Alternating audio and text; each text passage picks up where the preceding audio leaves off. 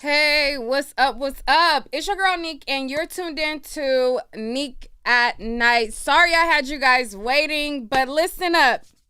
We have an eventful live tonight. I'm going to be breaking down the history of how Diddy and Cassie came to be, and I'm going to be breaking down this lawsuit with a couple of things that have been bubbling in social media and rumors that have surfaced way before this lawsuit came about. So grab, grab your popcorn, grab you know what I'm saying, your liquidy juices or whatever, because we are going to be here talking about this and we are going to be breaking it down.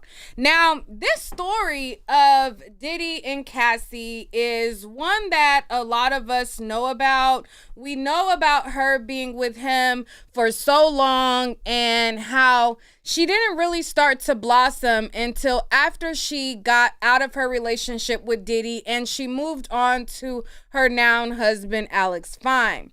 But before there was a Diddy and before there was this Cassie, there was a Ryan Leslie. Now, I'm going to break down the lawsuit. I have the documents and we're going to read through line by line of what she's alleging in this lawsuit. I have not read through it yet.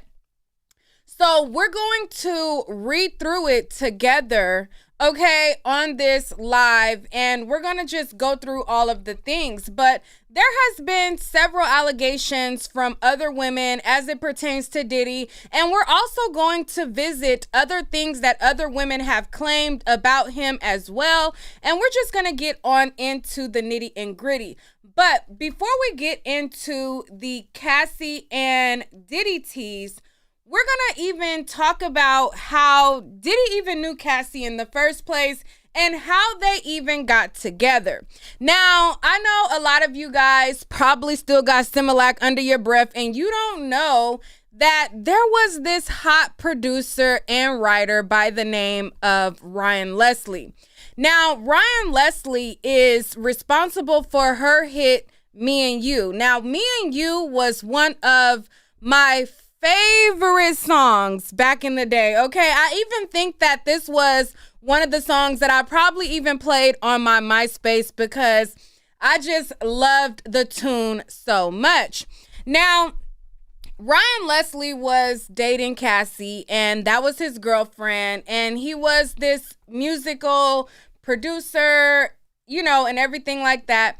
And he basically decided, even though Cassie was not like a singer, she didn't really have like a musical background or anything like that, but he decided to experiment with a song for her. And he wrote the song Me and You. He said, hey, I have this song idea. Let's see how you sound in doing it. And he decided to put her on the platform MySpace. So when he decided to put her on MySpace, he had kind of figured out how to trick the algorithm on MySpace and he learned how to become very popular on MySpace. So I'm going to play some podcast or some TED Talk where he kind of explains this. And then after she blows up and he blows her up on MySpace, Diddy is one of the people who was calling to try to get, this song onto his camp. Okay, so Diddy had interest after Ryan Leslie had blew her up, and he was one of the people that called. There was several people reaching out to Ryan Leslie. Who is this girl? She's all over MySpace. She's very popular.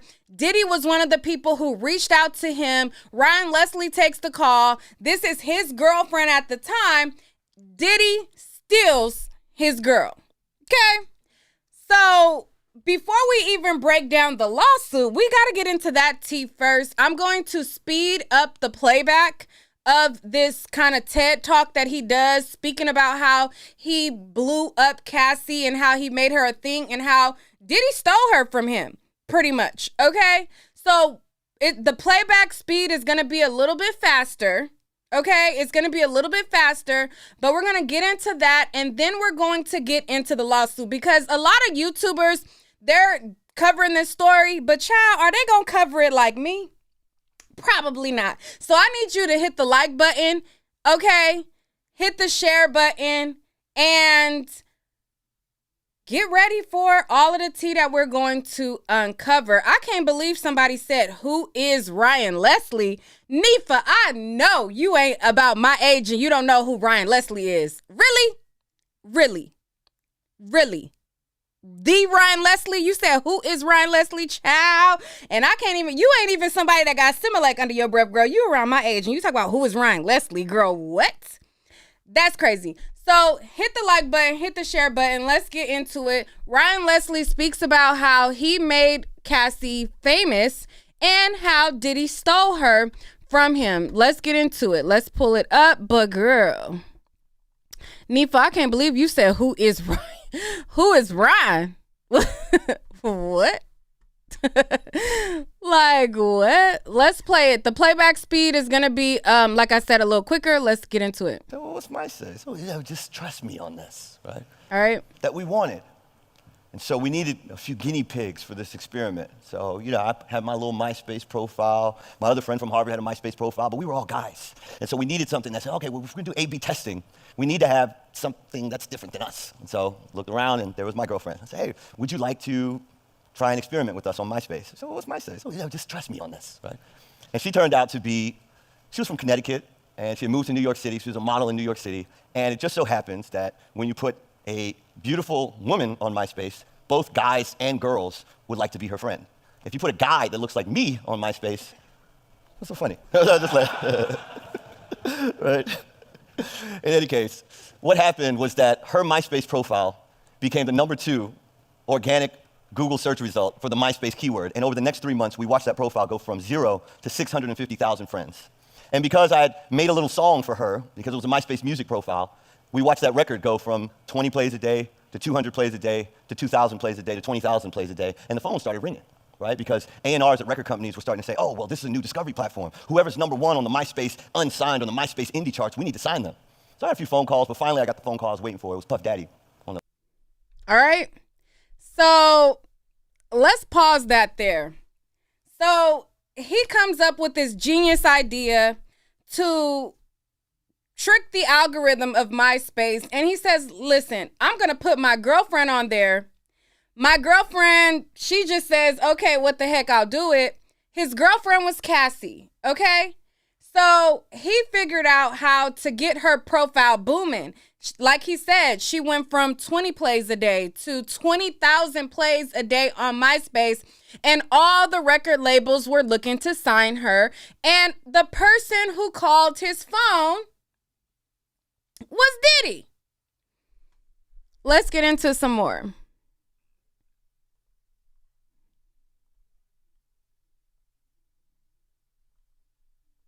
to 200 plays a day, to 2,000 plays a day, to 20,000 plays a day, and the phone started ringing, right? Because A&Rs at record companies were starting to say, oh, well, this is a new discovery platform. Whoever's #1 on the MySpace unsigned, on the MySpace indie charts, we need to sign them. So I had a few phone calls, but finally I got the phone call I was waiting for. It was Puff Daddy on the line. Hey, Ryan, I heard you got an artist, man. She's moving out here. It's crazy. It's awesome. I said, yeah, man, you told me get it hot in the streets and people would call. I said, well, I'm calling, man. It's great, man. Let's do something together. I said, well, you also taught me if you want to do a deal, you got to make me an offer I can't refuse. And he outbid everybody for that project. And it was the only time, it was the first time and probably only time, that someone who had a significant social following, and I'm saying more than 250,000, sold as many records as they had social followers. So here was a case in which someone grew a social audience from 0 to 650,000 and sold 650,000 units. Hadn't happened before, hasn't happened since. Beyonce today, probably over 75 million Instagram followers. She's definitely not selling 75 million albums. Justin Bieber, we won't talk about. What did I learn from that? Two things. Number one, relying on a platform where you don't own the audience means that one of two things can happen. One, either people migrate away from the platform, or number two, as in the case of Facebook, they just charge you to reach your audience. The second thing I learned out of that experience is that when you have a smoking hot product on your hands, people get excited about the product. People fall in love with the product. And Puffy fell in love with Cassie. And that's his girlfriend today. I wrote a couple of albums about that. My heart was broken. I wrote a couple of albums about it. My first album, like Jeff was talking about, sold 180,000 copies on Universal Records. My second album, arguably better musically than the first, was nominated for a Grammy and only sold 60,000 units. And like Jeff was saying, I walked into the marketing meeting at Universal Records, and there I was in a boardroom kind of just throwing darts at the wall, trying to figure out what was the issue. How was it that I made a better body of work the second time, and we only sold a third of the albums? All right. So that is the Ryan Leslie, and he basically talked about how he made her this hot commodity. She wasn't even a singer at the time. She wasn't even like, famous, a singer or anything like that. And he decided to market her to the masses. And the first person who gave the biggest bid for her was Diddy, and he stole her from him. And that was his girlfriend at the time, and she left and got with Diddy. So here comes Diddy into the conversation. They get into this relationship. Diddy puts her on Bad Boy, and she kind of gets stagnant. Okay, she's not excelling musically. She's not making any musical hits. People are wondering, how does the it girl, Cassie, who's a very beautiful girl, go from this success of her album or her record, Me and You, and being so popping, so hot, to we don't get no more songs, and when we did get a song, it was like wah wah. Like, I don't even remember what her follow-up song was, because the only song that I remember that was a good one was Me and You. So Diddy got her, and like I said, she kind of plateaued as far as musically, and she just became his arm candy. So wherever you've seen Diddy, you've seen Cassie, and she was just kind of the pretty girl on his arm. She was not this hot artist anymore. She was not dropping music, and she was just the tag-along girlfriend, and we just seen him drag her along for years. Now, fast forward to now, she is alleging that he did her dirty during the relationship. Now, he is totally responsible and grimy for what he did to her, okay? But how you do, never mind, not even gonna go there. Because, child, y'all gonna say, anyways. So let's go on to it. So again, there was also another woman, and before I even read the allegations from Cassie, there was another woman who was dealing with Diddy at the same time as Cassie, okay? So there was this another Blasian girl, I can't even remember her name, but she did an interview with Tasha K. So in her interview with Tasha K, she talked about how Diddy treated her. Okay, so this is her right here. If y'all remember her name, put it in the chat. I don't remember her name, but we are going to listen to what she alleged about Diddy, and we are going to get into the lawsuit after that. So I'm gonna play like 2 snippets from her interview with Tasha K, and then we're going to get into the lawsuit and read the lawsuit. So if you have not liked this video yet, what are you waiting on? Make sure you like the video, share the video. And if you don't have nobody, Gina, yeah, that sounds familiar. That sounds like her name. If you don't have anybody to share the video with, share it to yourself. That helps me out a lot. And the nature of this conversation, since it deals with, and this is something that is kind of like censored on YouTube. So fan funding is going to help me out, for doing all the research, bringing y'all all of the tea and stuff like that. I definitely would appreciate, fan funding via Super Chat or Cash App. Now, let me put my Cash App on the screen before we go any further. Let me see if my Cash App is here. Okay, so that's my Cash App right there, Nick at Night 12, because y'all know how YouTube is when it comes to topics like this, okay? They don't like topics like this, okay? So let's get into Gina. So Gina went on Tasha K, and I'm going to play her thing also sped up. She talked about how she was dealing with Diddy around the same time that he was dealing with Cassie, and she talked about how he used to put the pause on her, and she also talked about how he basically made her terminate her fetuses and how he used to like grab her by the hair, stumped her stomach. And these are the allegations that she made. Now, these allegations are alleged. I can't say that it happened, it didn't happen. But before we get into the Cassie tea, I kind of wanted to run down some of the other things, okay, to just get everybody on to the goings-ons that have been goings-on. So let's get into it. So Tasha K talks to her, and she basically asked her about this alleged abortion that she said that she got from Diddy. It's a little sped up, so just catch it how fast you could catch it. We just kind of knew, like we just felt like we were together. Okay. So you spent a lot of time together? We did. Okay. So you were at the house. Did you meet his kids? Mm-hmm. Wow. Okay. Now, when we spoke the other night, you said that Riley. things had gotten so serious that you became pregnant. Not once, but twice, correct? Yes. Okay. When was the first time you became pregnant with Diddy's child? The first time was October 2014. Okay. So this was like what, a year after? No, not a year, but because I met him in February and I got pregnant in October. Oh, so the same year. The same year. Okay. And you mind telling me what happened with that pregnancy? Billy. I told him, and he was like, you're gonna get an abortion, right? And then I was like, I don't know. I don't know yet. And then he offered me $50,000 to get rid of it, but I turned it down because I just loved him, and I was like trying to prove that I wasn't the girl that wanted him for money. Okay. I just care about him, and I just wanted him to be nice to me. That's it. I was like, I don't want your money. I just want you to be nice to me. Whether you decide to keep the baby or not. Mm-hmm. So would it be fair to say that he was an asshole about it?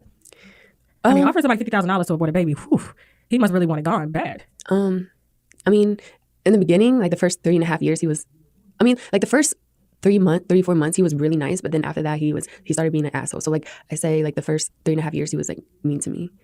So when you say mean, describe it. He was abusive. He was like always belittling me and always like, he was like mentally, emotionally, and physically abusing me. Did he? Mm-hmm. It's not the first time we've heard that. Mm-hmm. There was an incident, of course, with Cassie, where reporters are saying that the police were called because they got into an altercation. I think it was like 2 or 3 years ago, if I'm not mistaken. All right, so then Tasha K talks about how the police were called with Diddy and Cassie. Let me play that at a slower speed so you could kind of catch what she says. Hold on. Mm-hmm. It's not the first time we've heard that. Mm-hmm. There was an incident, of course, with Cassie, where reporters are saying that the police were called because they got into an altercation. I think it was like 2 or 3 years ago, if I'm not mistaken. Tell me some of the things that he would say to you. All right, so let's pause that right there. So let's go on to the thing that they brought up about Cassie and Diddy and the police being called. So there was an allegation that things got so heated during the breakup in 2016 that the cops had to be called. So let me pull up the article for that, and we're kind of going to walk through this situation. So as you see right here, it says this happened in 2016, and it says the Diddy and Cassie, this is from TMZ, it says that the cops were called after a breakup argument. Okay? So in here, if anything is cut off, I don't feel like resizing it. I'm just going to read it to y'all. So in the article, it says Diddy and Cassie have called it quits following an explosive argument that ended with the cops rushing to her home. Sources close to the couple tell TMZ they got into a heated argument in a car Wednesday afternoon after Cassie told Diddy she wanted to break up. We're told that Diddy got peed off and suspicious enough to grab her phone and start scrolling through. Our sources say Diddy jumped out the car in Beverly Hills, phone in hand, and she took off with the driver. Diddy eventually came home and returned the phone, but then took 2 cars parked outside. Cassie had told her mom about the phone incident before Diddy came home and returned it, and the mom called the cops on him. Cops ended up at Cassie's home, and she explained she got her phone back, so they left, but nothing before writing up a domestic incident report. However, we're told no crime was committed. As for the breakup, we're told they've done it before. And it says, so who knows? So this is TMZ basically saying, like, we're told that they've had altercations before. Okay? we're told that stuff has been going on before, but they covered themselves by saying, but who knows? Okay. So in addition to news from this lawsuit, there was Kid Cudi who came and confirmed some of the things as well. And there was also her stylist who also confirmed some things as well. Now, there was an allegation about Kid Cudi and Cassie. Okay, so in this portion, it says Kid Cudi confirms Cassie claims that his car blew up after Diddy's threats. And Kid Cudi says this is all true. It says in one incident described in court papers, Miss Ventura says that in early 2012, Mr. Combs grew so angry about her dating the rapper Kid Cudi that he said he would blow up the rapper's car around that time. The suit says that Kid Cudi's car exploded in his driveway. Kid Cudi confirmed through a spokesperson that this was all true. Now, there was also her personal stylist who also spoke up, and her personal stylist says, it's all true. I seen it with my own eyes. As her personal assistant, it was sad to watch, but I'm happy she is good now and speaking out. Now, y'all know 50 Cent also always has to chime in, and he says, damn, brother love, brother love, brother love, you out here looking crazy as AMF. Now, there's also people pulling up footage of Young Jock talking to Vlad TV. Now, Young Jock spoke to Vlad TV, and I'm not going to be able to play the video, but I will play the audio, or I'll just explain it to you rather, because Vlad he be on some stuff, flagging stuff. So anyways, Young Jock, and I'll just put up the screenshot of it. Okay, I'll just put up the screenshot of what Young Jock basically, and I'll give you guys a summary real quick. Hold on 1 second.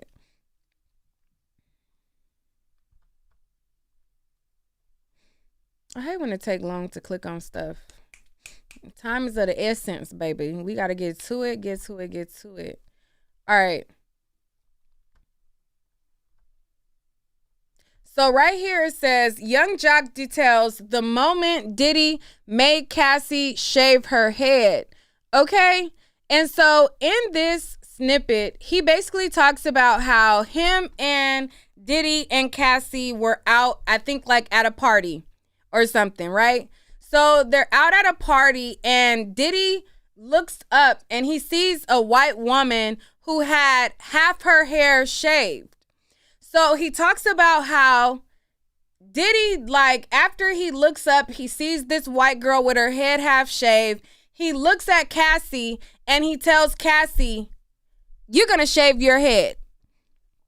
And so I guess Young Jock basically said he looked in disbelief and basically asked Cassie, like, you going to shave your head? Okay.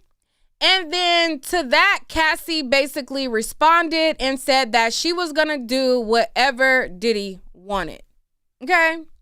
Now, people are also bringing up an incident between J. Cole and Puff Daddy as well. I guess there was an incident where they were at the award show or they were somewhere. And they were kind of making comments about Cassie, and Diddy got heated with J. Cole, and J. Cole, I guess, supposed to have put his hands on Diddy or something like that. I'm just bringing this up because this is another thing that people have brought up since this lawsuit, and then we're going to read the lawsuit. So it says, according to the report, Diddy was simply furious. J. Cole had gotten so close to his girlfriend, Cassie, and J. Cole didn't back down from Diddy's alleged verbal threats. A source who witnessed the drama go down at the PhD rooftop lounge at the Dream downtown told the New York Post, J. Cole was saying inappropriate things to Sean Combs and his girlfriend, Cassie. Sean immediately pounced. Some pushing and shoving happened. No punches were thrown, but it was a visible disturbance. A few bottles splashed to the floor and some party goers were knocked over, falling on top of Renee from Mob Wives, etc. And so they said that back in 2013, Cole attended Diddy's VMA after party where things got heated, but details remain murky. Some outlets report that things turned sour after Diddy and Cole allegedly tried to confront Kendrick Lamar over his King of New York line on Big Sean's Control. However, some sources have reported the real issue was due to Cole getting a bit too close to Cassie. So this incident had people divided on what the source was. Some people say it was because of the lyrics that Kendrick had, and then some people were saying that it was because he was getting a little too close to Cassie. Now, I'm going to play one more clip from Tasha K interview that she did with Gina. Okay? And then we're going to get into the reading of the lawsuit. So let's speed this up. Catch it. Let's put Gina back up here. Let's see. Let's put her back up here. Time where you said it was like at Meek's party and he grabbed your hair and stuff like that. Like, can you name a few more instances? The other time was he had caught me texting another man. We was in Miami, and all right, let's bring it back just a little bit. Time where you 10% off. I love and enjoy the show. Besides the first time where you said it was like at Meek's party and he grabbed your hair and stuff like that. Like, can you name a few more instances? The other time was he had caught me texting another man. We was in Miami, and it got really crazy that time. We was upstairs, and he had like, we were in his closet, and he like pushed me, and I fell to the ground, and then he like stood over me. So I was like laying on my back, and he stood over me, and he started like punching me like this. Like he avoided my face, but he like started punching me like on the side of my head, and I was just like covering my face, and he did that, and then after he got done doing that, he like, because he was standing, his legs were like in between me, so he stomped on my stomach like really hard, and I like took the wind out of my breath. I couldn't breathe, and he kept hitting me, and I was like pleading to him like, can you stop? I can't breathe. And he like stopped for a little bit. He like grabbed my hair from the back and like was like punching the back of my head, because he was just avoiding my face when he was like hitting me. Wow. All right. So that was her talking about her dealings with Diddy. It is all alleged. I really don't know. But she talked about how he would punch her on the side of her head. He would punch her in the back of her head. And he even stumped her in the stomach. And she said that he would hit her in places to avoid her face. And this is her accounts of her dealing with Diddy. And she says that it was around the time that Cassie was also dealing with Diddy. And, you know, there's that. Now, Cassie, when she first kind of, like, after she got out of the relationship with Diddy, right, she wasn't really that vocal on social media until there was one time that she decided to kind of break her silence in 2019, and people started to get the idea that Cassie might be under a non-disclosure agreement. Okay, so she had wrote this message, and she was kind of looking at, out her window, and she was kind of reflecting on all of the times that she wasn't really happy with herself prior to that moment, and she was kind of reflecting on the girl that she was prior to that, looking at photos of her prior, trying to remember what her state was like. Was I happy here? What was my mood? What was I going through?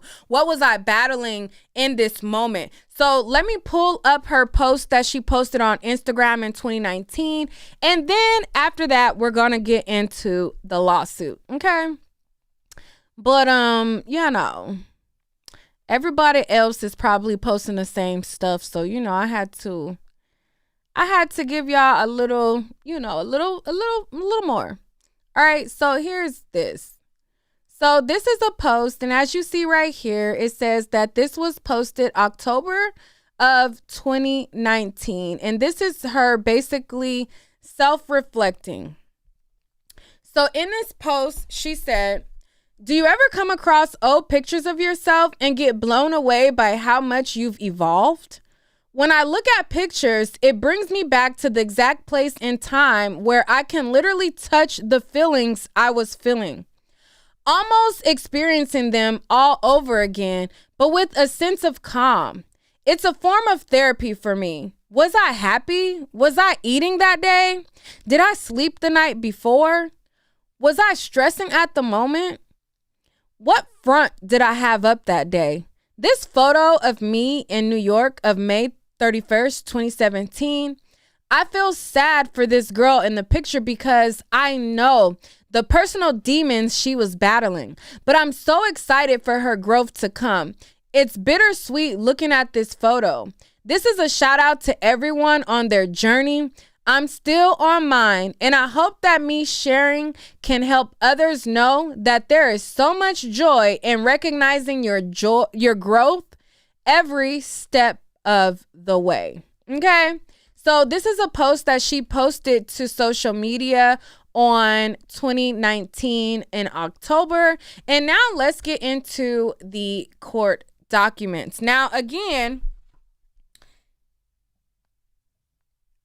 this is a lot of trigger words, a lot of triggering things in the contents of the court filing. There's a lot of things that has been shared, and fan funding is needed basically because this video might not be monetized. So I appreciate if you guys can support via Cash App, Super Chat, or whatever. I appreciate those of you guys who have already sent in a couple of, I think I've seen like 2 or 3 super chats. I appreciate you guys so much.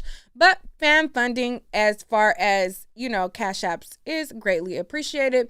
And, you know, type it in exactly like this. If it says anything other than this, it's not me. It has to be this exact word for word right there, period. So let's get into the court documents. Make sure you like the video if you have not already. Make sure you share the video if you have not already. Period. Let's go.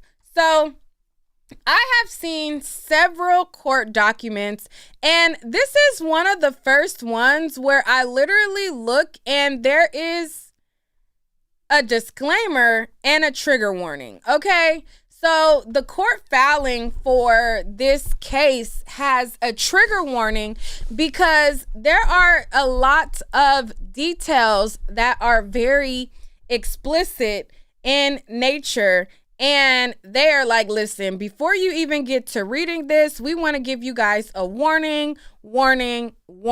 Okay, period. So let's go. So it says this document contains highly graphic information of nature, including okay, so it says plaintiff Cassandra Ventura hereby alleges and asks for her complaint against defendant Sean Combs from Bad Boy Entertainment Records, blah, blah, blah. It says, number 1, her preliminary statement says, the defendant Sean Combs is a rapper and record executive popularly known by his stage name Puff Daddy, P. Diddy, or Diddy. Mr. Combs came to fame in the early 1990s with his record label Bad Boy Records. He rose to prominence in music and entertainment industry over the decades and is regularly referred to as a hip-hop mogul. In 2022, Mr. Combs received a Lifetime Achievement Award at the BET Awards, and during his acceptance speech, Mr. Combs stated, "I have to give a special shout out. Thank you. Love to the people that are really there for me." He named a number of people, before adding, and also Cassie for holding me down in the dark times. Now, I have a snippet of that, and so we're going to play a snippet of that real quick, and then we're going to get into the rest. And I have to give a special thank you to Cassie for holding me down in the dark times. Love. All right. So that was him at the BET Awards, and he gave out a shout out to Cassie. Now, before this shout out to Cassie, he gave a shout out to Lorianne Gibson right before that. So he was like, I want to give a shout out to Cassie for keeping me free. And then right after, do you have that clip? Because you didn't send me that one. Where it says Lorianne for keeping me free. Right after he says, I want to give a shout out to Lorianne Gibson for keeping me free. He then shouts out Cassie right after that. And so now that we look back and we are looking at this lawsuit that he has, it's kind of like, I don't know. Let me see if I could pull it up real quick. You remember the timestamp?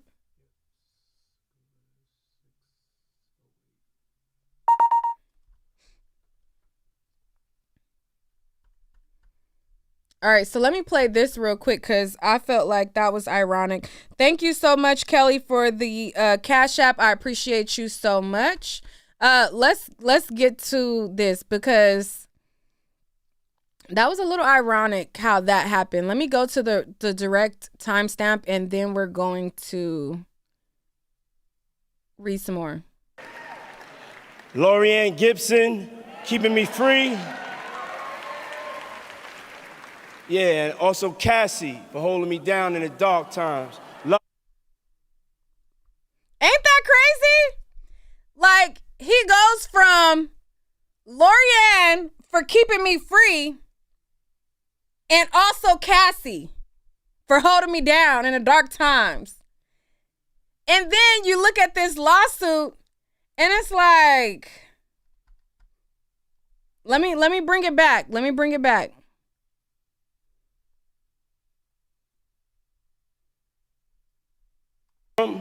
KK, Lorianne Gibson, keeping me free. Yeah, and also Cassie for holding me down in the dark times. Anyways, let's finish reading this lawsuit. So let's go on.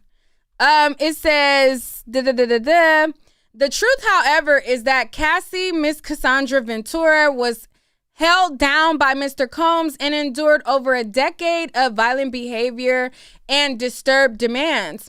For Miss Ventura, the dark times were those she spent trapped by Mr. Combs in a cycle of abuse, violence, and trafficking. Amongst other violent, unlawful acts, Mr. Combs Miss Ventura in her own home after she tried to leave him. He often punched, beat, kicked, and stomped on Miss Ventura, resulting in bruises, burst lips, black eyes, and bleeding. Okay, it says he blew up a man's car after he learned that he was romantically interested in Miss Ventura, forced Miss Ventura to engage in acts with male workers while child. So it's saying basically he made her hunch on, male workers while he recorded it and he copped a feel on himself. Okay, that's what this lawsuit is alleging. It says that he ran out of his apartment with a firearm in pursuit of a rival industry executive who he learned was nearby, demanded that Miss Ventura to carry his firearm in her purse just to make her uncomfortable and demonstrate how dangerous he is, and introduced Miss Ventura to a lifestyle of excessive alcohol and substance abuse and required her to procure illicit prescriptions to satisfy his own addictions. Okay, it says Miss Ventura met Mr. Combs in 2005 when she was 19 years old and he was 37 years old. Okay, so imagine, like, I'm in my late 30s. Those who know. Okay, so I'm in my late 30s. I cannot imagine being me in my late 30s trying to date a 19-year-old. Okay? He was 37 and she was 19. Thank you so much, Miss Bobby, for the Cash App. I appreciate you so much. Thank you, Tanisha Shaw. Tanisha, sorry, I didn't mean to say your whole name. For the Cash App as well. But 19 and 37, that's crazy. So anyways, it goes on to say that it says wait. Okay. So it says Miss Ventura met him when she was 19. He was 37. He signed her to his label Bad Boy Records, and within a few years lured Miss Ventura into ostentatious, fast-paced, and drug-fueled lifestyle and into a romantic relationship with him. Her boss, one of the most powerful men in the entertainment industry and a vicious, cruel, and controlling man, nearly 2 decades her senior. Mr. Combs asserted complete control over Miss Ventura's personal and professional life, therefore ensuring her inability to escape his hold. He provided unprecedented avenues for success for the aspiring artist, but in return demanded obedience, loyalty, and silence. Okay, so to the people, because when Young Jock had posted about, or they posted the thing where Young Jock recounted how he observed Diddy telling her like she was gonna shave her head, and she said whatever Diddy wanted. There was people in the comments who was like, well, he didn't make her shave her head, she did it and he asked or whatever. But it's like, if somebody has control over you and somebody is physical with you, what is the repercussions if you don't do what they say? Now, granted, it worked out for her because it became a trend, but what if it didn't? Anyways, child, let's read some more. Okay, so it says, throughout their relationship, Mr. Combs was prone to uncontrollable rage and frequently beat Miss Ventura savagely. These beatings were witnessed by Mr. Combs' staff and employees of Bad Boy Entertainment and Mr. Combs' related businesses, but no one dared to speak up against their frightening and ferocious boss. Following the episodes of horrific abuse, Mr. Combs would immediately attempt to hide Miss Ventura and the evidence of his violent rage. He often showered her with gifts following incidents of physical violence, and a typical pattern of behavior by serial users. In addition to the physical assaults, Mr. Combs frequently reminded Miss Ventura of his ability to cause serious harm, whether by requiring her to carry his gun in her purse or by blowing up the car of a musician that was romantically interested in Miss Ventura. Adding insult to injury, Mr. Combs used illegal substances to and threats of violence to force Miss Ventura into repeated unwanted encounters with male workers. Over the years, Mr. Combs abused Miss Ventura physically, and actually, she again and again tried to escape his tight hold over her life. Every time she hid, Mr. Combs' vast network of corporations and affiliated entities found her, and those who worked for Mr. Combs' companies implored her to return to him. Many went as far as to explicitly state, that her failure to return to Mr. Combs would hinder her success in the entertainment industry. When she believed that she had finally separated from her longtime user, she joined Mr. Combs for a dinner, after which he forced her into her home and raped her while she repeatedly said no and tried to push him away. Miss Ventura now fully escaped Mr. Combs, but the harm that the assaults and the abuse he caused to experience for nearly a decade will forever haunt her. She has required extensive medical and psychological care to recover from the trauma she lived through. She cannot, however, continue to live in silence about what she endured. Mr. Combs remains immensely powerful and immensely dangerous. Ms. Ventura therefore seeks justice for the decade of her life that Mr. Combs took away from her with threats of violence, excessive use of drugs, physical and psychological abuse, and she said she was basically his slave. Okay?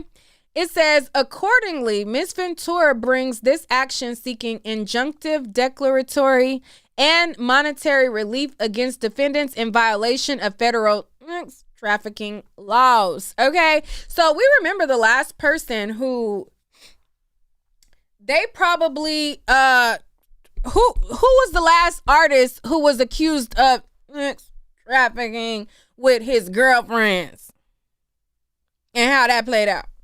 Who was the last artist who was accused of trafficking with their girlfriends? What was the last person that was accused of that? And in addition to him being accused, I'm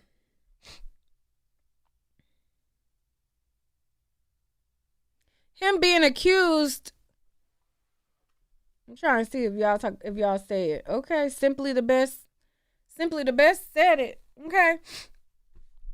What was I about to say? I forget my train of thought by reading that. Okay. So anyways, so this is what she's alleging. Now, a lot of people are also wondering why now? Why is she speaking out now? Why is she having a lawsuit now? Is she trying to get a money grab? And even Puff Daddy's reps allege that this was a money grab. But then there were people who wanted to know, was she ever under a non-disclosure agreement? There was many people who thought that she was under a non-disclosure agreement. And there are some people speculating that the possible reason that she might be speaking out now is possibly because of a non-disclosure agreement, maybe possibly expiring. Now, I don't know. But what's interesting about that is, as you guys know, Diddy recently came forward and said that he was going to give the publishing rights to all of his bad boy artists, right? So he was going to give all of the publishing rights to his bad boy artists, and he wanted to give them ownership of their royalties and things like that. And Aubrey O'Day was one of the first people to basically speak out about it. And she says that it wasn't as sweet of a deal as Puffy tried to make it seem. He had a caveat in it, right? He had a clause that if they were to get publishing rights, that they would have to sign an NDA, and they would also have to sign a agreement that would state that they would not sue him or Bad Boy or their record company if they signed this over. I'm trying to find a comment. It was under my Instagram. Thank you, Summer, for the Cash App. It was under my Instagram, and somebody had detailed a really good thing about this. Hold on, let me see if I can find it. If not, we're going to move on.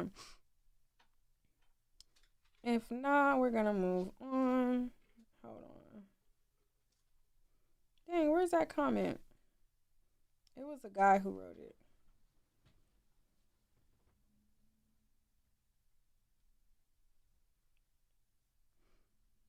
All right, I don't see it, but he talked about this as well. I should have screenshot it.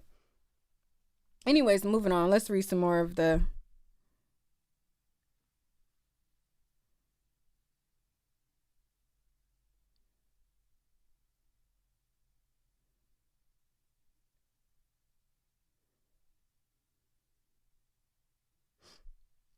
All right, one of my mods just sent me that there's this new Adult Survivors Act in New York.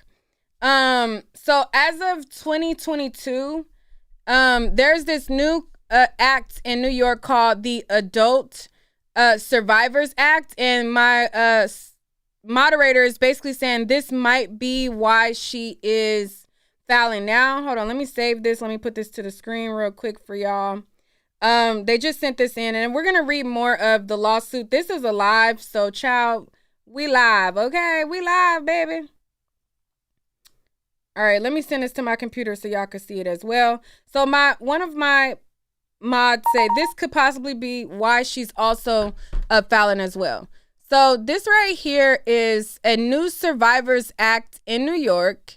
It says the Adult Survivors Act, called ASA, is a New York legislative enacted in May of 2022, which amends state law to allow alleged victims of offenses which the statute of limitation has lapsed to file civil suits for 1 year period between November 24th, 2022 to November 24th, 2023. Okay, so it opened up a window for alleged victims of these type of offenses to file civil suits. Okay, and her lawsuit is filed in New York.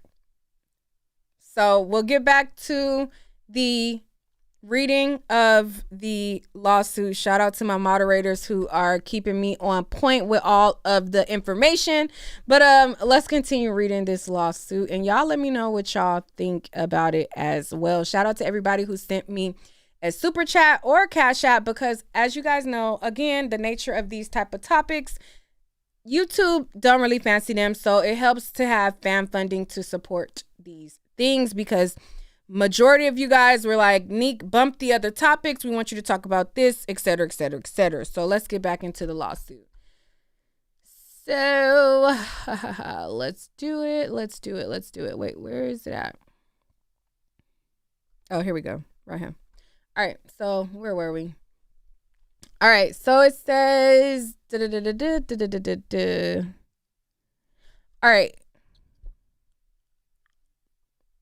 all right, so it says, the court has jurisdiction pursuant, and it says this action asserts violations and therefore raises federal questions regarding the deprivation of the plaintiff's rights. The court's supplemental jurisdiction over plaintiffs' related claims arising under the state and law pursuant. It says employing practices and intentional and neglecting torturous conduct alleged herein occurred in this district. So it says the plaintiff, Cassandra Ventura, is a resident of the state of California and Connecticut and was employed by defendants Bad Boy Record Label LLC and Bad Boy Entertainment and related entities, among them at all relevant times herein. Ms. Ventura met the definition of an employee of the defendant under all relevant statutes. The defendant, Sean Combs, upon information and belief, resides within the state of California at all relevant times herein. Mr. Combs met the definition of an employer of the plaintiff under all relevant statutes. The defendant, Bad Boy Entertainment, is a music media and entertainment company founded by the defendant, Sean Combs, which includes the record label Defendant Bad Boy Records, LLC. At all relevant times, defendant was an employer of the plaintiff within the meaning of the applicable statutes. Defendant Bad Boy Records, LLC is a Delaware limited liability company with a principal place of business located in New York. And at all relevant times, defendant was an employer of plaintiff, meaning all applicable statutes and the plaintiff. All right, so it says, defendant Combs Enterprises LLC is a New York limited liability. Okay, so it says factual allegations. Now let's get into some more of this. So this is page 6 of 35, child. Are we reading all 35 pages, or are we going to end here? Do we want to hear from the audience? Let me post a StreamYard link, because, child, I thought we was further along. I thought that we was further along in this. And shout out to Megan Cunith. She sent this to me before any of the news media even talked about it, or before any of the blogs even posted it. So that's the email that y'all seeing that I probably accidentally clicked on right now. But shout out to Megan. She sent this, and she sent me some other documents. So shout, bump what all y'all be talking about. Megan comes in clutch. Okay, thank you, girl. Period. All right. So I'm gonna read some more in a second, but let me put the StreamYard link in the chat. Let me put the StreamYard link in the chat. I'm gonna keep reading, but I just wanted to get the link in the chat so that some of y'all could come up in the meantime and we could kind of bounce back and forth. All right, so let's read some more of this. We want all the facts of the case, child. Okay, thank you. I'm gonna read it. All right, so but I also want to hear from y'all as well. So click the link. I want to break it up. Hear from y'all, read some more, hear from y'all, read some more, hear from y'all. So, all right. Let's see if anybody clicked the link real quick. All right, let's hear from AP and then we'll read some more. AP, hello? You got to unmute your mic. AP, unmute your mic. Child, y'all can't be clicking the link and not ready. All right, I'll come back to y'all, child. You messing up the show. I'm trying to break it up a little bit. Ouch. Ow, I don't know what I just did. That hurt it though. All right, child. Let's read some more, child. Ain't nobody got time for y'all be playing with the link. All right, so it says factual allegations. All right, so it says teenage Miss Ventura meets middle-aged.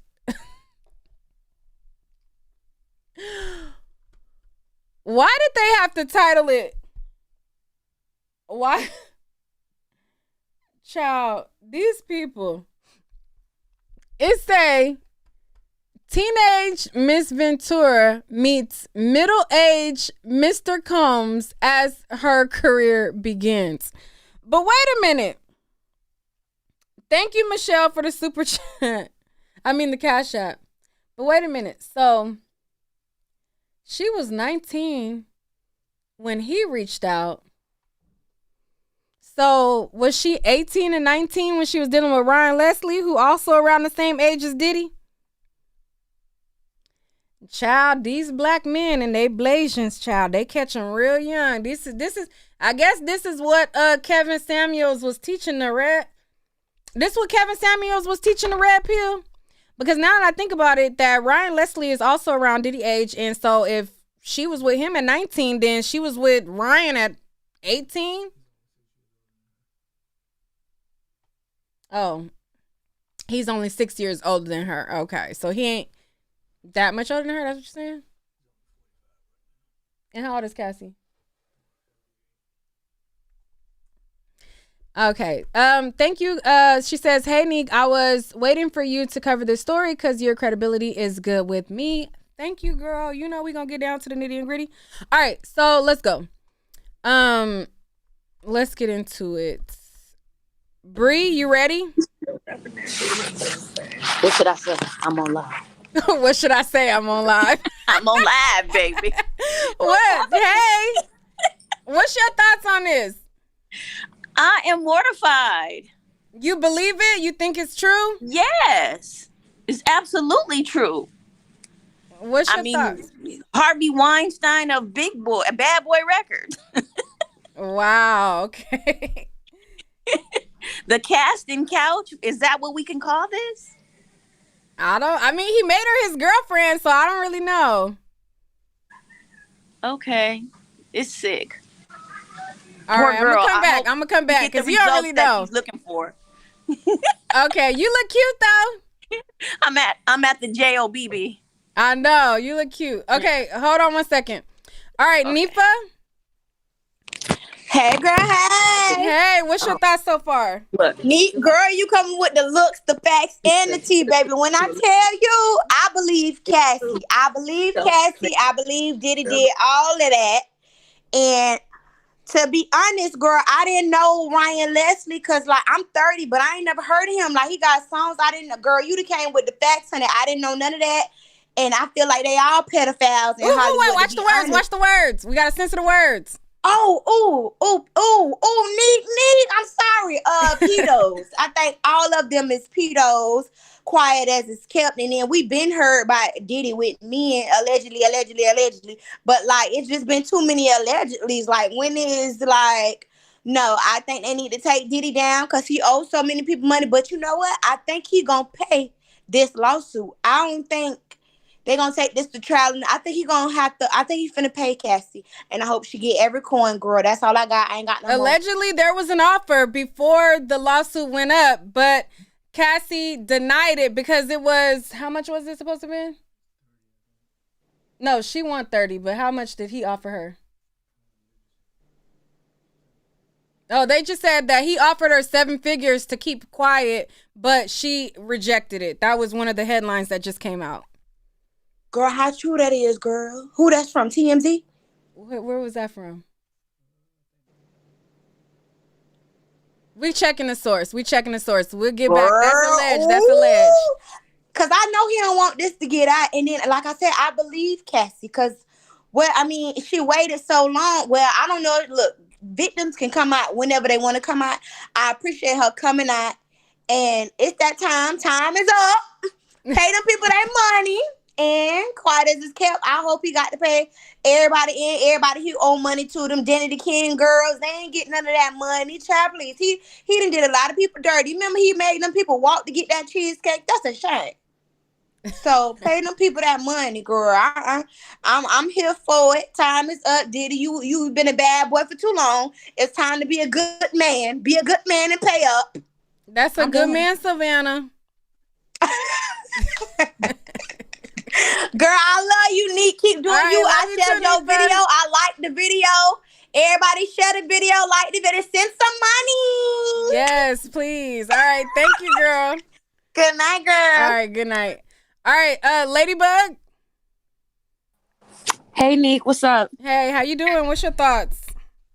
Honestly, I think he did more than that, and it's like a lot of it's just coming out slowly, but I do think he did it. And like, I went to his concert with my mom, the Bad Boy concert a while back, like the reunion tour. Mm-hmm. And I honestly got like bad vibes from it. Like, we were kind of loud, mind you, but it's a concert, but we were just getting like dirty looks and stuff like that. I just didn't like it. I don't know. I feel bad for Cassie. She had to go through that. So I hope she get her money, period.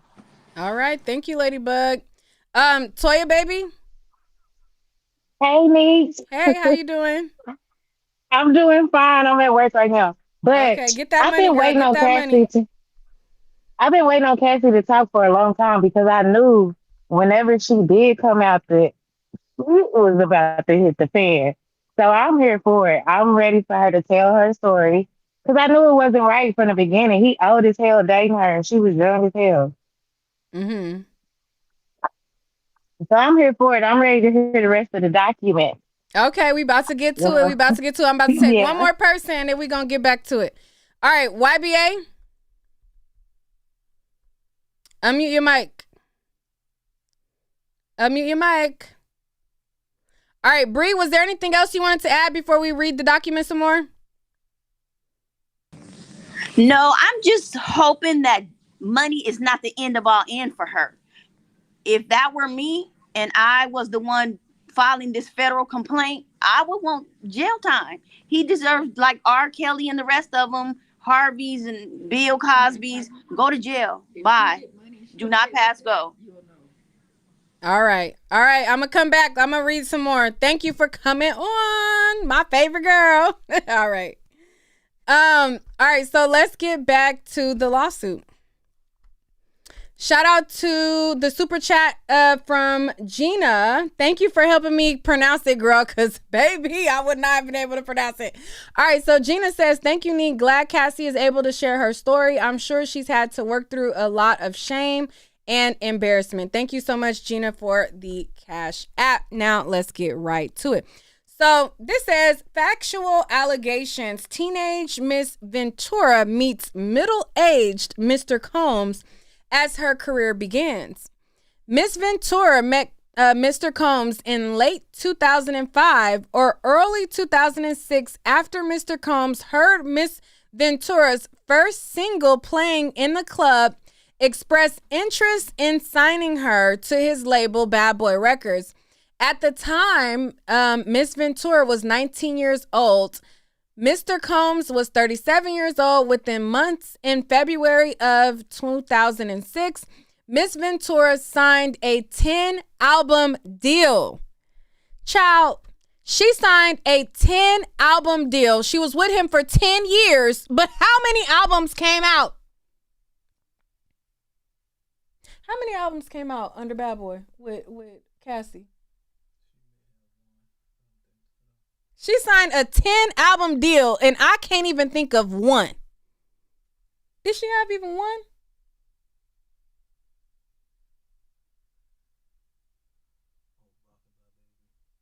She has one that we could pull up right now. Maybe two. No, just one. Back to one. One album. Okay? One. And the other album was old songs. Okay, so let's read some more. All right, so it says she signed a 10-album deal with him. Okay, and it says within months in February. Okay, she signed this 10-album deal. It says Miss Ventura's first album, Cassie, was released in August of 2006, debuting at number 4 on the US Billboard 200. Now, he didn't really do no work because Ryan Leslie had already basically cultivated her sound and everything like that, and he just kind of. But then after that. So anyways, it says, to promote the album, Miss Ventura made television appearances on MTV's Total Request Live and BET's 106 in Park. Miss Ventura suffered from significant performance anxiety during these appearances, and press outlets were highly critical of her performances on these shows. Mr. Combs, however, sought to rehabilitate his newly signed talent by telling MTV News, "You could hear the nervousness in her voice, and to be honest, I kind of smiled at it because it made me really appreciate what I really love about her. She's a regular person. It just made me appreciate that she got nervous, and it was kind of cute to me, to be honest.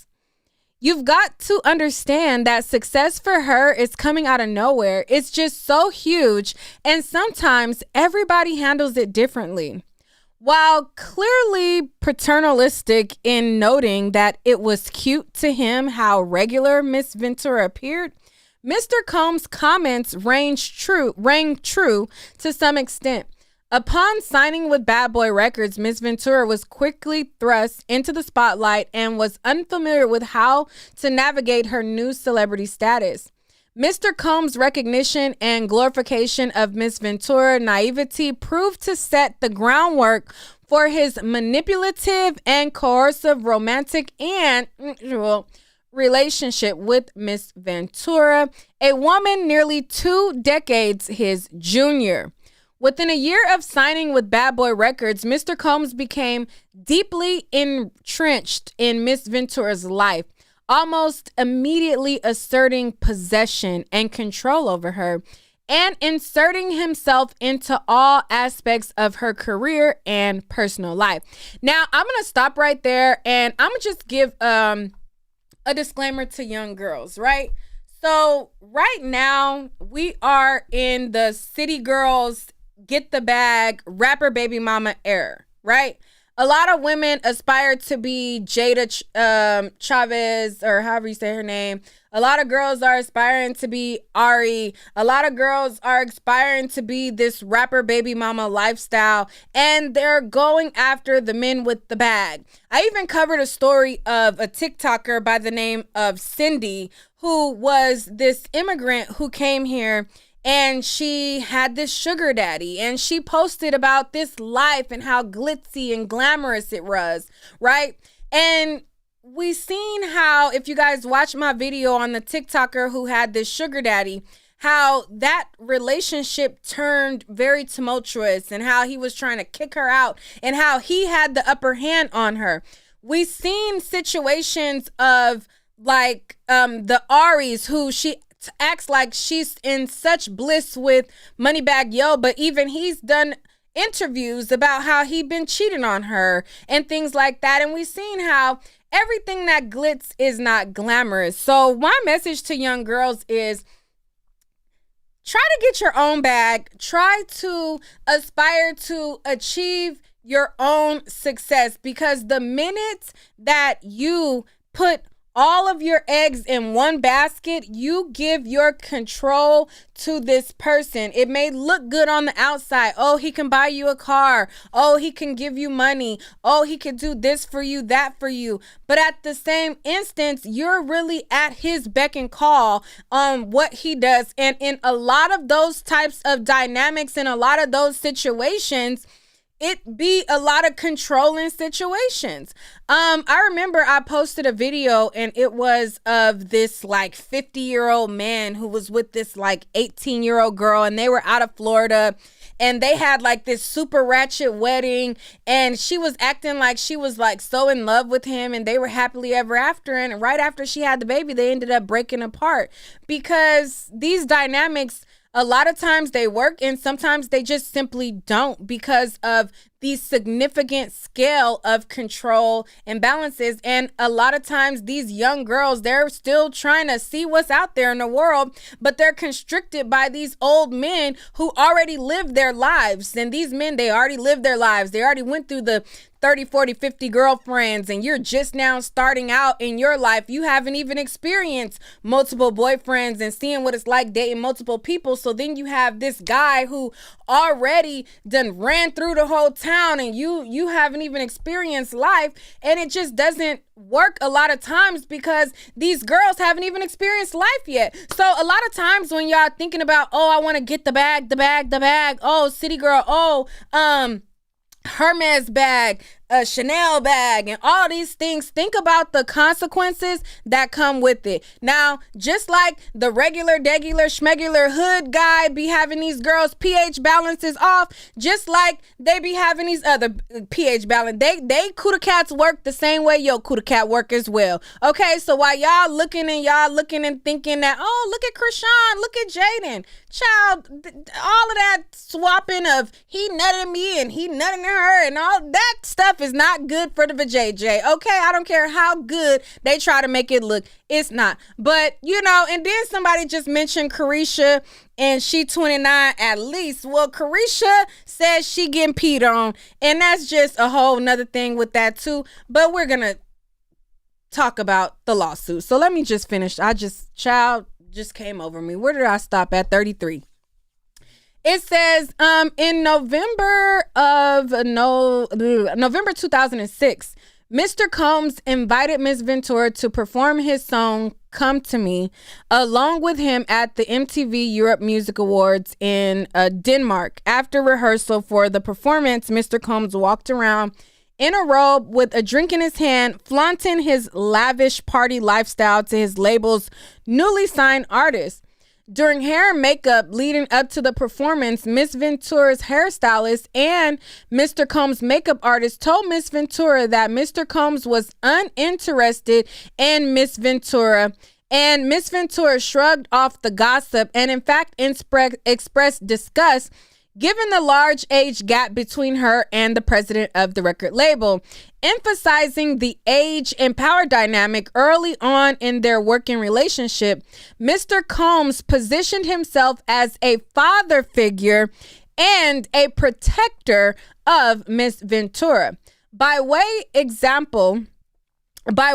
of example, after returning to New York after a trip to Las Vegas, during which she endured a brief hospital stay, Miss Ventura, who by then was fully healthy, went out to the club with her friends. When Mr. Combs saw her out, he reprimanded her, telling her to go home and take care of herself. Now, again, these be the guys who they've lived their life. They've partied. They ran through the streets. But now they get this 19-year-old girl, this young girl. She ain't done none of that. But they want you to sit your butt down because they're providing. Okay? So, that's just how it be going. So it says, he like reprimanded her, told her to get home, take care of herself. At the time, Miss Ventura thought that her record label was looking out for her well-being and that Mr. Combs had her best interest in mind. Mr. Combs ensured he was intertwined with Miss Ventura's personal and social life, for instance, by inviting himself to Miss Ventura's 21st birthday party in Las Vegas. He also brought along famous musicians and producers, thereby flaunting his celebrity status and influence in front of a young, impressionable Miss Ventura. Although Mr. Combs knew that Miss Ventura was in a relationship at the time, and even though he was publicly in a relationship with Kim Porter, Mr. Combs nevertheless pursued Miss Ventura at an after party in a hotel suite following Miss Ventura's 21st birthday party. Mr. Combs pulled Miss Ventura into a bathroom and forcibly kissed her. Miss Ventura did not consent to this unwanted contact. She immediately ran out the bathroom and the hotel suite and cried. She told her best friend at the time about what happened, but was too scared to tell anyone else. At the Video Music Awards the following day, Miss Ventura's boyfriend at the time joined her and Mr. Combs at a table at the awards ceremony. Mr. Combs became angry, telling Miss Ventura that the invitation to the awards ceremony was only for her and not for her significant other. Okay. Mr. Combs lures Miss Ventura into a relationship despite her clear rejection of Mr. Combs' advances. So, as you guys seen that I told you guys and I showed you guys Ryan Leslie in the beginning of the video, how he talked about how he was in a relationship with her and then Puffy stole her from him and how he in turn made all of these albums. So I'm going to, for the people who just now joined, I'm going to play just a little bit of what Ryan Leslie said that I already played. And then I'm going to read some more. So let me just bring it back just a little bit. The time is sped up. Product. And Puffy fell in love with Cassie. And that's his girlfriend today. Social audience from 0 to 650,000 and sold 650,000 units. Hadn't happened before, hasn't happened since. Beyonce today, probably over 75 million Instagram followers. She's definitely not selling 75 million albums. Justin Bieber, we won't talk about. What did I learn from that? Two things. Number one, relying on a platform where you don't own the audience means that one of two things can happen. One, either people migrate away from the platform, or number two, as in the case of Facebook, they just charge you to reach your audience. The second thing I learned out of that experience is that when you have a smoking hot product on your hands. All right, so he talks about how he basically made Cassie into this like hot commodity by using the algorithm of MySpace and things like that. People get excited about the product. People fall in love with the product. And Puffy fell in love with Cassie. And that's his girlfriend today. I wrote a couple of albums about that. My heart was broken. I wrote a couple of albums about it.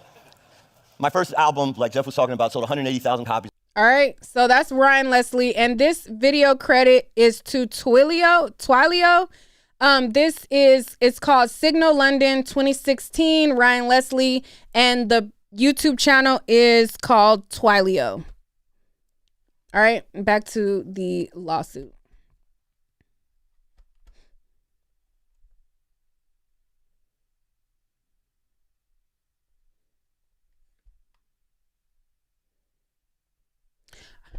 All right, so it says, where did I leave off? Okay, Mr. Combs lures Miss Ventura into a relationship. Despite her clear rejection of Mr. Combs' advances, Mr. Combs continued to demand that Miss Ventura spend time with him, including for a weekend at Mr. Combs' residence in Miami for nights out in New York City. On one particular night around September 2007, Mr. Combs insisted on taking Miss Ventura out. Miss Ventura acquiesced, fearing the rejecting Mr. Combs' request would have repercussions for her album deal with Mr. Combs and his company Bad Boy Records. So she was thinking that if I deny going to his home, it's going to be bad for my album and the album deal that I just signed and everything like that. So she obliged. So it says Mr. Combs picked up Miss Ventura from her apartment in Manhattan in a blue luxury vehicle. Miss Ventura was surprised that when she got into the car, Mr. Combs was already drunk. Okay, he was already inebriated. It says he handed her a pill and told her to take it. When Miss Ventura asked what the pill was, Mr. Combs dismissed her and told her that she would like it. She later learned the pill was ecstasy, something Miss Ventura had never before tried and did not want to try. This was the first time Mr. Combs got Miss Ventura high. Mr. Combs then proceeded to drive recklessly at a very high speed down the West Side Highway of Manhattan, and Miss Ventura was very scared but did not dare to object to Mr. Combs, who appeared drunk, high, and agitated. Mr. Combs took Miss Ventura to an upscale lounge in downtown Manhattan where he proceeded to get into an altercation with the security staff who would not permit Mr. Combs to enter, presumably because he was belligerent. Miss Ventura decided to go home, but for the remainder of the night, Mr. Combs messaged Miss Ventura insistently,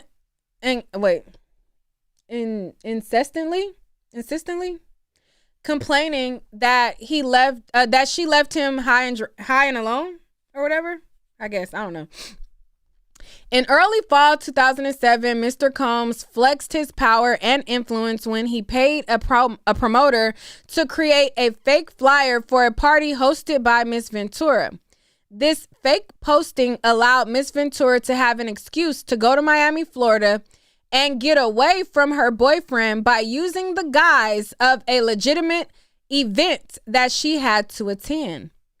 Miss Ventura was stunned at how easily Mr. Combs was able to recruit others to lie for him.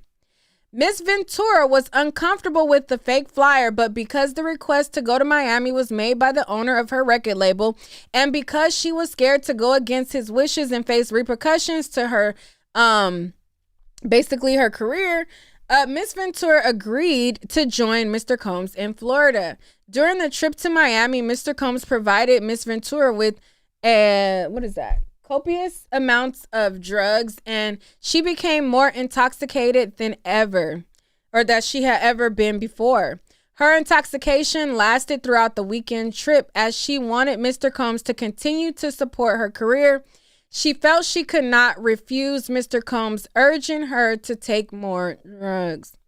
After providing her with drugs, Mr. Combs had hanky-panky with her during this trip. Within 2 years of meeting Mr. Combs, Miss Ventura found herself lured into immediate circle of her boss, the owner of her record label, and one of the most powerful men in the entertainment industry. Now,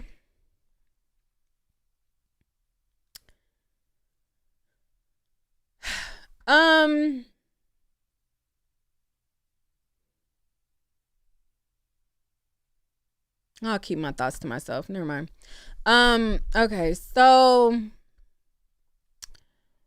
okay, so it says Mr. Combs exerts control over Miss Ventura's career and personal life. Let's see if there are any callers before I read anymore, because baby, anyways, let's see. It's not just commentary. Hey, how you doing? Hey, what's your thoughts? My biggest thing is that I know that there's a essay allegation going on with this case, and because of how long ago it was, I'm not sure if she's gonna have enough substantial evidence to really back that claim up. And I know I personally believe that Diddy probably did do the things that we're discussing, but again, it was so long ago that I'm not sure if the evidence would be sufficient. Okay, so You think that because it was so long ago, you don't think she might have pictures, receipts, or any bruising or anything to back up her claims? It's not necessarily that she might not have evidence, but considering how long that they were in a relationship, I don't know if she was at that point yet where when that happened, she felt comfortable or she felt that it was needed to gather evidence. You know what I mean? Mm-hmm. So, and again, my biggest thoughts is that, yeah, I personally do believe that Diddy is guilty of a lot of shit that we've seen. And he's just now trying to clean up his image and everything and rebrand. But at the same time, I just don't know how it's going to go for her. Okay. Anything else you want to say? No, that's it. Okay. I think that if she's demanding 30,000 and if he allegedly did give her a number, I think that she has some type of receipts. Okay.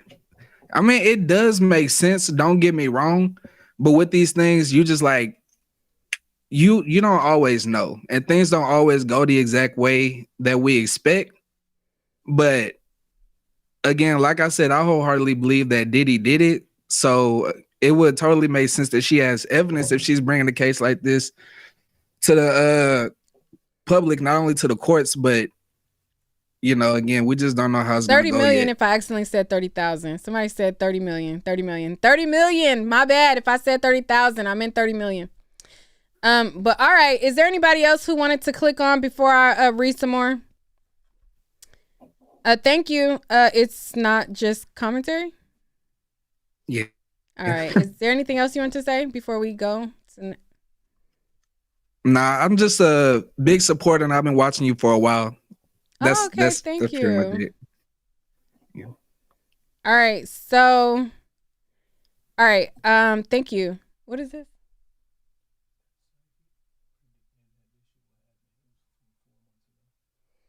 Okay, so this video right here is from 4 months ago, and I guess this is of a psychic who predicted that this would happen. So, let me pull this up.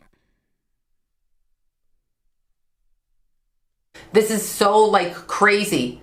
I am being shown November of 2023. So her death date was November 15th of 2018, but I'm being shown November of 2023. I don't think we're done with this. I feel she's shaking her head yes. Before she stare at me, then she wait, and now she's shaking her head yes. I am being shown that things are being prepared.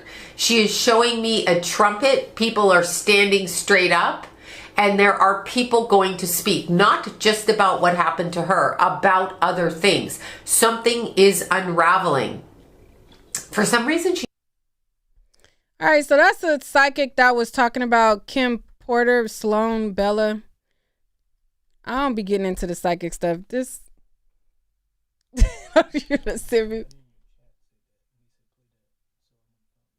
Oh, somebody in the chat said that? Oh, okay. Well, to the person in the chat who said to play that, child. Oh, okay. She said this 5 months ago that it was something brewing. This is so like crazy. So as you see right shown there, November of 2020. All right, so this was 5 months ago that she said that something else was brewing. Okay. All right. Mika, hello. Can you hear me? Yes. Not sure if anybody said it so far, but people are saying, why now? Why now? Well, I just read, I'm not sure in which one of the posts, that the statute of limitations for her, I don't know if they're called charges or her motions, I don't know what they're called, they end next week. So the statute of limitations or some of the things that she's alleging, they end next week. So I guess that's why she started we the read process. that. It's called the what is it? The Adult Survivors Act. They had a 1 year window. Right. Yeah, we read that. Yeah. Because I guess like the posters alleging that I don't know who went to who. She went to him, saying, I'm about to write a tell-all book. And then apparently Diddy said, offered the 30 million. And her lawyers are saying that he offered the 30 million and she refused. And but now in the I guess it's called a lawsuit, she's asking for compensatory and punitive damages. Those right there are, when you get those damages, that's what makes a lawsuit balloon up to, like, you remember, did you hear of the Take Care of Maya lawsuit that just went on? Yeah, her punitive damages was like 50 million on top of the 200 million. Yes. It was like 50 million plus another like 15 million. Right. So it all ended up 200 plus million. Mm-hmm. That's why, in punitive damages. So that's why she's going for punitive and compensatory damages, because that's what will make a lawsuit settlement balloon. So yeah, that's probably why she turned down the 30 million, because if she wins, it's going to be probably, who knows, much more than the 30 million. But I mean, I believe her. And unfortunately, karma has finally spun the block from the 90s and the 2000s. And all the money that, he has gathered from his artists, whether legally or illegally, it's all going to go back out of his pocket. So I don't know. It's a terrible day. It's a terrible day. But I'll be back in the comments, in the chat, just lurking. All right. Thank you so much. All right. So in addition to the people who have been talking, Azalea Banks has also chimed in as well. Y'all know Azalea has something to say about everything, baby. And Azalea Banks chimed in and she says, to the allegation, she says, this is true. One time Diddy beat her up so bad, he sent her on a 3-week vacation to Hawaii just so no one would see or question how her face got like that. Okay? It says, another violent hip-hop homo. This is what mental illness looks like for all of you armchair psychologists. Okay? So that is what Azalea Banks had to say. I'm going to take another call and then we're going to read some more of the post lawsuit. VWN, hello? And then we're going to take 2 more calls and then we're going to go to the lawsuit. VWN. Hey, I think I mistyped WVWN, but hey, we'll just say it stands for Volkswagen. I just wanted to come on and say, Neek, you're a beautiful brown-skinned goddess. Stay cutiful, which means cute and beautiful at the same time, as you always are. Good night. Oh, that was it. Okay, thank you. I appreciate that. All right. Unforgettable. Hey, Neek. Hey, boo. How you doing? I'm doing fine. I just sent you something that TMZ just posted. Okay, what they just post, girl? Let me see. And thank you to the super chat, Rosalind. I mean, for the Cash App from Rosalind. Thank you so much. Let's see. What you just sent me? Oh, he's subject to a criminal investigation. All right, let's pull that up. Shout out to Unforgettable for always keeping me up to date as well. Y'all come in clutch, baby. Y'all got my back while I am doing this. So let's get into this and we'll read some more of the allegations real quick. So this is just in from TMZ. All right. We live, baby. We live. We get into it. So this just in from TMZ. It says Diddy, subject of NYPD criminal investigation, apparently involves the okay. And it says the following. It's based off of Cassie's allegations. All right. So it says Diddy is the subject of a secret NYPD investigation. And although it's unclear if his ex Cassie made the criminal complaint, there is strong evidence it involves the assault. Law enforcement sources tell TMZ that there is an open case at NYPD with the name Sean Combs. We are told it is an active case, but the case has been locked. Essentially meaning it's a sensitive case where access is restricted. As we reported, Cassie has filed an explosive federal lawsuit which alleges again, and it was other accusations. Okay, it says we inquired about the case to NYPD and they responded with the statement the NYPD takes these type of cases extremely serious and urges anyone who has been a victim to file a report so we can conform a comprehensive investigation and offer support and services to survivors. It was seen based on the statement, not only is this case, but the NYPD is actively looking for other victims. It says, we contacted other law enforcement in numerous jurisdictions Cassie mentions in her complaint, including Miami, Beverly Hills, and Los Angeles. And at every juncture, we got the same reply. No police report has been filed as it pertains to Cassie or Diddy, and no investigation has been launched. We did find a 2016 case where TMZ broke the story that Beverly Hill cops had came out, and we talked about that already in this post, blah, blah. All right, so they're looking for other victims. All right, so they're basically saying, listen, we hear what Cassie is talking about, but we want to know if there's anybody else who wants to say that this happened to them. And that's the beginnings of some type of RICO. And what, it wasn't a RICO what they have for R. Kelly with these girls? Or is RICO only the Young Thug type of things? I thought R. Kelly had like a little RICO type of thing too in New York. Child, it's crazy. So let's get back to reading this lawsuit. Okay, let's get back to it. In the meantime, moderators, can you guys keep sharing the StreamYard link? So after I read a certain amount, then I'll go and check if there's people waiting backstage. So moderators, if you guys can let people know, that's the link if they want to chime in. All right. So let's go. Oh, where is it? Let's get to the lawsuit. Let's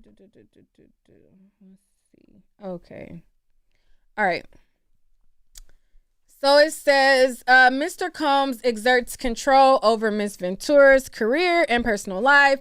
From the very start of their relationship, Mr. Combs exerted his powerful and influence over Miss Ventura. This dynamic was fueled by their nearly 20-year age difference, as well as their relative positions in the entertainment industry, with Mr. Combs considered a music mogul and Miss Ventura at the very start of her career as an entertainer. Mr. Combs' aggressive and demanding approach to those he worked with made it impossible for anyone to challenge him, and Miss Ventura soon learned that Mr. Combs insisted on blind loyalty from everyone in his inner circle. Although Miss Ventura had saved up some earnings from her young modeling career, Mr. Combs' ostentatious display of wealth was intimidating to her. Mr. Combs paid for things with wads of cash and would repeatedly tell Miss Ventura, "Don't worry about money, I have money." Mr. Combs expensed lavish vacations for him and Miss Ventura, purchased a car for her, paid for her apartment, and provided her with extensive amounts of designer clothing. Around 2008 or 2009, Mr. Combs began to rent an apartment in Manhattan for Miss Ventura. The apartment was within distance of Mr. Combs' New York residence. He first showed Miss Ventura the apartment by bringing her there along with her parents. Miss Ventura's parents were skeptical of the mogul's display of wealth, but proud of their daughter's newfound success. Around 2010, Mr. Combs similarly paid for an apartment for Miss Ventura in Los Angeles, which was located 5 minutes away from Mr. Combs' residence. He paid for many of her apartments in California and also purchased a Jaguar for her around 2013 or 2014. All aspects of Miss Ventura's life were controlled by either Mr. Combs or his management companies. Every event Miss Ventura attended, from travel to makeup and clothing, was paid for directly by Mr. Combs and his affiliated companies. Compounding this all-encompassing intrusion into her life, Mr. Combs secured his control over the young and impressionable Miss Ventura by introducing her to a drug-fueled lifestyle that kept her complacent and complaint. Kept her complacent and compliant. My bad, child. Complacent and compliant. Mr. Combs first introduced Miss Ventura to opiates around 2008 and would have pills and other drugs out in the open like candy. Upon information and belief, Mr. Combs has been addicted to prescription painkillers and took ecstasy frequently. At first, Miss Ventura was given the prescription that Mr. Combs received from a doctor in Miami, Florida. Eventually, when Mr. Combs exhausted his supply of pills, he demanded that Miss Ventura procure a prescription from this Miami doctor in her own name. Mr. Combs also became deeply involved in Miss Ventura's personal life, with his personal staff attending to Miss Ventura's day-to-day travel and other needs, including medical care. On multiple occasions, Mr. Combs had Miss Ventura's personal medical records sent directly to his email address. For instance, when Miss Ventura began experiencing memory...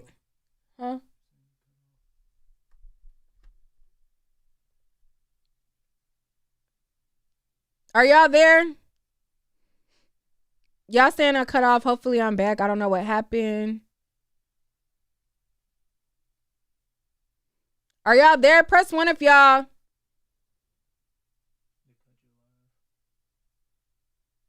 It say I'm still streaming. Can you see me still streaming? Are y'all here?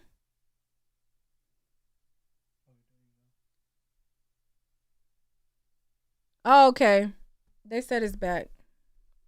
Okay. Thank you guys. All right. I don't know what's going on, child. Okay, we back. All right, y'all see what's going on. I don't know what's happening. Child, support. Support. Y'all say it was an ad? What? Oh, I had a commercial? Okay. All right, y'all scared me. I'm like, what? They saying they got my live. It cut off.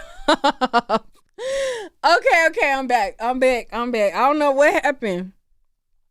It went to commercial? All y'all got a commercial at the same time? That's crazy. That is crazy. All right. So, child, that was weird. I was like, what's going on? All right, so let's go back.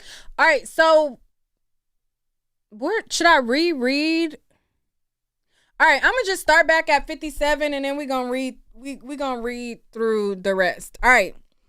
So it says, compounding this all-encompassing intrusion into her life, Mr. Combs secured his control over the young, impressionable Miss Ventura by introducing her to a drug-fueled lifestyle that kept her complacent and compliant. Mr. Combs first introduced Miss Ventura to opiates around 2008 and would often have pills and other drugs out in the open like candy. Upon information and belief, Mr. Combs had been addicted to prescription painkillers and took ecstasy frequently. At first, Miss Ventura was given the prescription that Mr. Combs received from a doctor in Miami, Florida. Eventually, when Mr. Combs exhausted his supply of pills, he demanded that Miss Ventura procure her own prescription from Miami doctor in her own name. So it says Mr. Combs also became deeply involved in Miss Ventura's personal life, with his personal staff attending to Miss Ventura's day-to-day travel and other needs. I'm gonna just keep reading. Including medical care on multiple occasions, Mr. Combs had Miss Ventura's personal medical records sent directly to his email address. For instance, when Miss Ventura began experiencing memory loss, potentially due to excessive drug use and or head injuries caused by Mr. Combs' beatings as described below, her MRI results were provided directly to Mr. Combs. Mr. Combs also repeatedly arranged for his staff to drive Miss Ventura to certain doctor appointments. In this way, Mr. Combs exerted ownership over Miss Ventura as another example of the ways in which he manipulated Miss Ventura and ensured obedience early on in their relationship. He asked Miss Ventura what she called her grandfather. When Mr. Ventura said that she referred to her grandfather as Pop Pop, Mr. Combs perversely insisted that Miss Ventura referred to him with that nickname. Child, hopefully y'all are still here. All right, it looks like y'all still here. Baby, it say that, according to her, she said that he asked her, what you call your granddaddy? And then they said that he wanted her to call him the name that she called a granddaddy. And didn't Carisha have a sign saying Pop Pop or Poppy or something?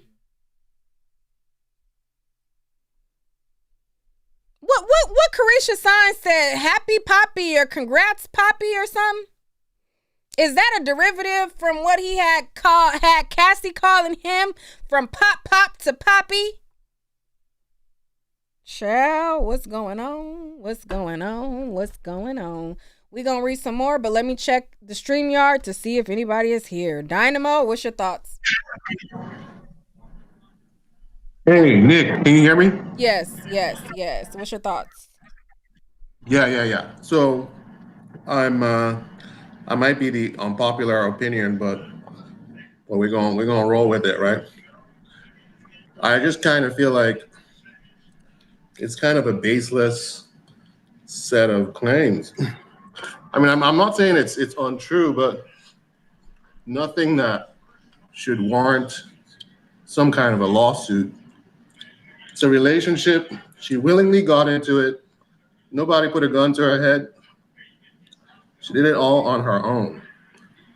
And she just gotta, deal with the fallout. I mean, I don't see anything so far that suggests,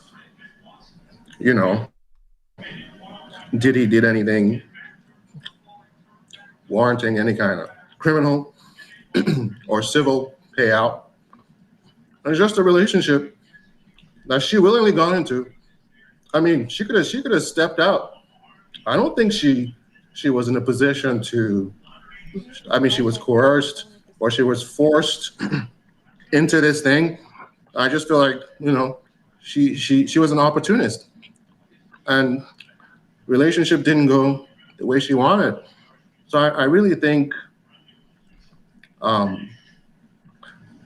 it's BS, in my opinion. I mean, that's just my opinion. All right, let's see if the people who just hurried up and clicked the link have a rebuttal. Sheena, are you calling in to reply to Dynamo? Yes. Oh my gosh. All right, watch the words. Watch the words. Go ahead. That caller that just called, this has been circulating about Diddy for a long time. He's still on the line, so talk directly to him. His name is Dynamo. Dynamo, you cannot say that. A lot of people, I am 40 years old and I'm just getting help for trauma that I've been through since 5-year-old, because a lot of times we're ashamed. Wait, who got background noise? Which one of y'all got that background noise? Let me fix that. Let me fix that. All right, go ahead, Sheena. A lot of times we're ashamed of stuff that happened to us, and we don't get the courage to come out until we see somebody else. Diddy been doing this for years, and you cannot tell me this girl is making all of that stuff up. I believe everything she said, because these are the high valued men that Kevin Samuels, rest in peace, talked about. I'd rather be broke, because it's just about men that has more money and power to keep women like that silent. She was a child. 19-year-old is a child. Come on now. I beg to differ. 19-year-old is an adult, and she has to take personal responsibility for her own involvement in this thing, because nobody put a gun. Diddy didn't have a gun to her head. Diddy didn't force her to take those pills. Diddy didn't do any of that. I mean, she willingly got into this thing herself as a 19-year-old adult. Personal responsibility. Eat the loss. He played games with her. Relationships. Guys have played games with women in different arenas, different kinds of people, and she just got to eat the loss and move on. Because that's just the way I feel about it. Nobody forced her. I mean, I know Diddy didn't do right. I'm not trying to make excuses for him, but I mean, bleep happens. I'm sorry. No. You're a man, okay? And it's nothing against man. I'm Jamaican, and I've been abused since I was 5 years old, and I'm just now talking about it by family members, friends. Before I was 10 years old, I had 60-year-old man looking at me. I didn't even have a body. Come on, this is too much. All right, pause. But she's 19. Pause. Wait. Leah, Nick, what's your she's thoughts? 19. Leah, what's your thoughts? Hi. First of all, I would like to say you're very beautiful and continue doing what you're doing. Thank you. Another thing that I would like to say is, I'm 20 years old myself, and I want to say that Diddy is absolutely disgusting. Number one, I just turned 20 May 28th. And if I was in that situation, yes, I am a grown adult, but at the same time, we have to look at the power trip of the situation. I mean, you are a young girl in the industry trying to push yourself out of there. Okay, she probably had, hey, I'll take the pills, that's fine. But I feel like money is the root of all evil, and Diddy is definitely getting his karma. Like, let's be real. He's done so much in the industry. And now it's coming out. I feel like every dog has a day, and he's definitely having a day. And Carisha parading around with him, she looks a mess too. All this is going to come out, and a lot of people are going to start looking stupid. And I feel like the man who spoke out, I feel like, I don't want to call you an incel, but I kind of feel a little bit of incelish behavior, because I feel like, where's your, what's your saying? Where's your compassion for a young girl? Where's your compassion? It seems like that you have no remorse for the young girl. Like, do you have a daughter? Do you have any nieces? Do you have any sisters? Do you have a mother? Think of them being in that situation. But I remember Cassie. She broke up with him at least 2 times. Nick, you remember this? You probably remember this. They broke up multiple times. Then she got back together with him. I mean, where is the personal responsibility? Okay, but look, manipulation and emotional and narcissistic abuse is a thing. I think that one thing that you guys forget about, men are absolutely controlling. Why are so many domestic and mentally and emotionally abusive relationships still going to this day? I mean, Nick, that's just one thing. Nick, remember? Do you remember that video where she was with Diddy in a room, and she she pretty much filled the room up with flowers. She did Let's all talk sorts of about stuff. Keke You Palmer remember and her that? man. And she was Like, we cannot say this. Keke Palmer was on the outside looking like she was so happy, and then we found out this man is beating her ass. Like, come on now. A lot of people seem happy when they're not. This is all for the media. You get on Instagram and people seem like they're millionaires when they're broke as hell in real life. You have to be real and look at the facts of the situation. This lady is not lying and trying to take out Diddy for no reason. Have some compassion, listen to the story, and let it go. I mean, I'm saying, like, people do dumb things, and I understand and I People see do your dumb side. things. Adults do Yeah, dumb they do things. dumb And yes, it happens you've made every dumb day. decisions in your life as I well. do, You're not and I take you're not responsibility. I'm not trying to blame right. nobody. I take responsibility Right. for the girls that have screwed me over in the Think past or of whatever. think of It is what it you. is. Think of you. See, you just said the girls that screwed you over. So you're looking at the women that screwed you over and applying it to your situation when you don't even know I this take woman in real life. responsibility for it. I'm So not trying let to that blame hurt go from anybody. those women and then accept your accountability and accept Yeah, and her I in the do. situation. I really Think of do. you at 19 years old and think of you where your mind space was. If you were faced with millions of dollars, if you were faced with millions of opportunities, what would you do? Would you sit there and act That's like part of the nothing's going on, problem. or would you take the That's shot? That's part of the problem. She also was trying to get the come up. I mean, Okay. she's not innocent in this. She's not fully innocent in this thing. She was trying to get the come up. She was trying to, You position would too. Who herself. wouldn't take it? Yeah, Who but wants to be broke? you take the consequences too, though. I mean, I know That's Diddy true. ain't shit, but I mean, sorry. That's a bit. All right. Dynamo, stay there. Leah, stay there. Don't go nowhere. We're gonna read some more. I'm gonna come back to you guys. So many people, you triggered so many people, Dynamo, that they start clicking the link. So I'm gonna get to you guys in a second, but let's read a little bit more, and then I'm gonna come back to y'all because baby, the y'all start clicking because they want to say something. But let me read a little bit more, and then we're gonna get back to you guys. So hold on one second, because I know y'all gonna take it there. All right, so it says in this way, all right, so let's see. Let's go back here. It says on multiple occasions, Mr. Combs had Ms. Ventura personal medical records sent directly to his email. For instance, when Ms. Ventura began experiencing memory loss, potentially due to the excessive drug use and or head injuries caused by Mr. Combs' beatings as described below, her MRI results were provided directly to Mr. Combs. Also repeatedly arranged for his staff to drive Ms. Ventura to certain doctor's appointments. So also, I think Dynamo had mentioned a fact of like, oh, she broke up with him 2 times. Why did she get back to him? Well, earlier in the lawsuit, she talked about how she would try to leave him and he would get like his people that work for him to go get her and like bring her back and recruit her back and stuff like that. So it was a lot of influence that she is alleging in this lawsuit. So it says, in this way, Ms. Combs exerted ownership over Ms. Ventura as another example of the ways in which he manipulated Ms. Ventura and ensured obedience early on in their relationship. He asked Ms. Ventura what she called her grandfather when Mr. Ventura said that she referred to her grandfather as Pop. Mr. Combs perversely insisted that Ms. Ventura referred to him with that nickname. Now it says Mr. Combs and Ms. Ventura relationship becomes violent and abusive. All right, so it says what started as a whirlwind of celebrity meetings and alcohol-fueled parties, however, quickly turned frightening and violent. Okay, Ms. Ventura was also exposed to the intense violence that pervaded Mr. Combs' rise to fame. It says, for example, on one occasion when Mr. Combs and Ms. Ventura were using drugs together in his home, one of his security staff barged in and announced that Suge Knight, a longtime rival of Mr. Combs, was spotted at Mel's Drive-In Diner in Los Angeles.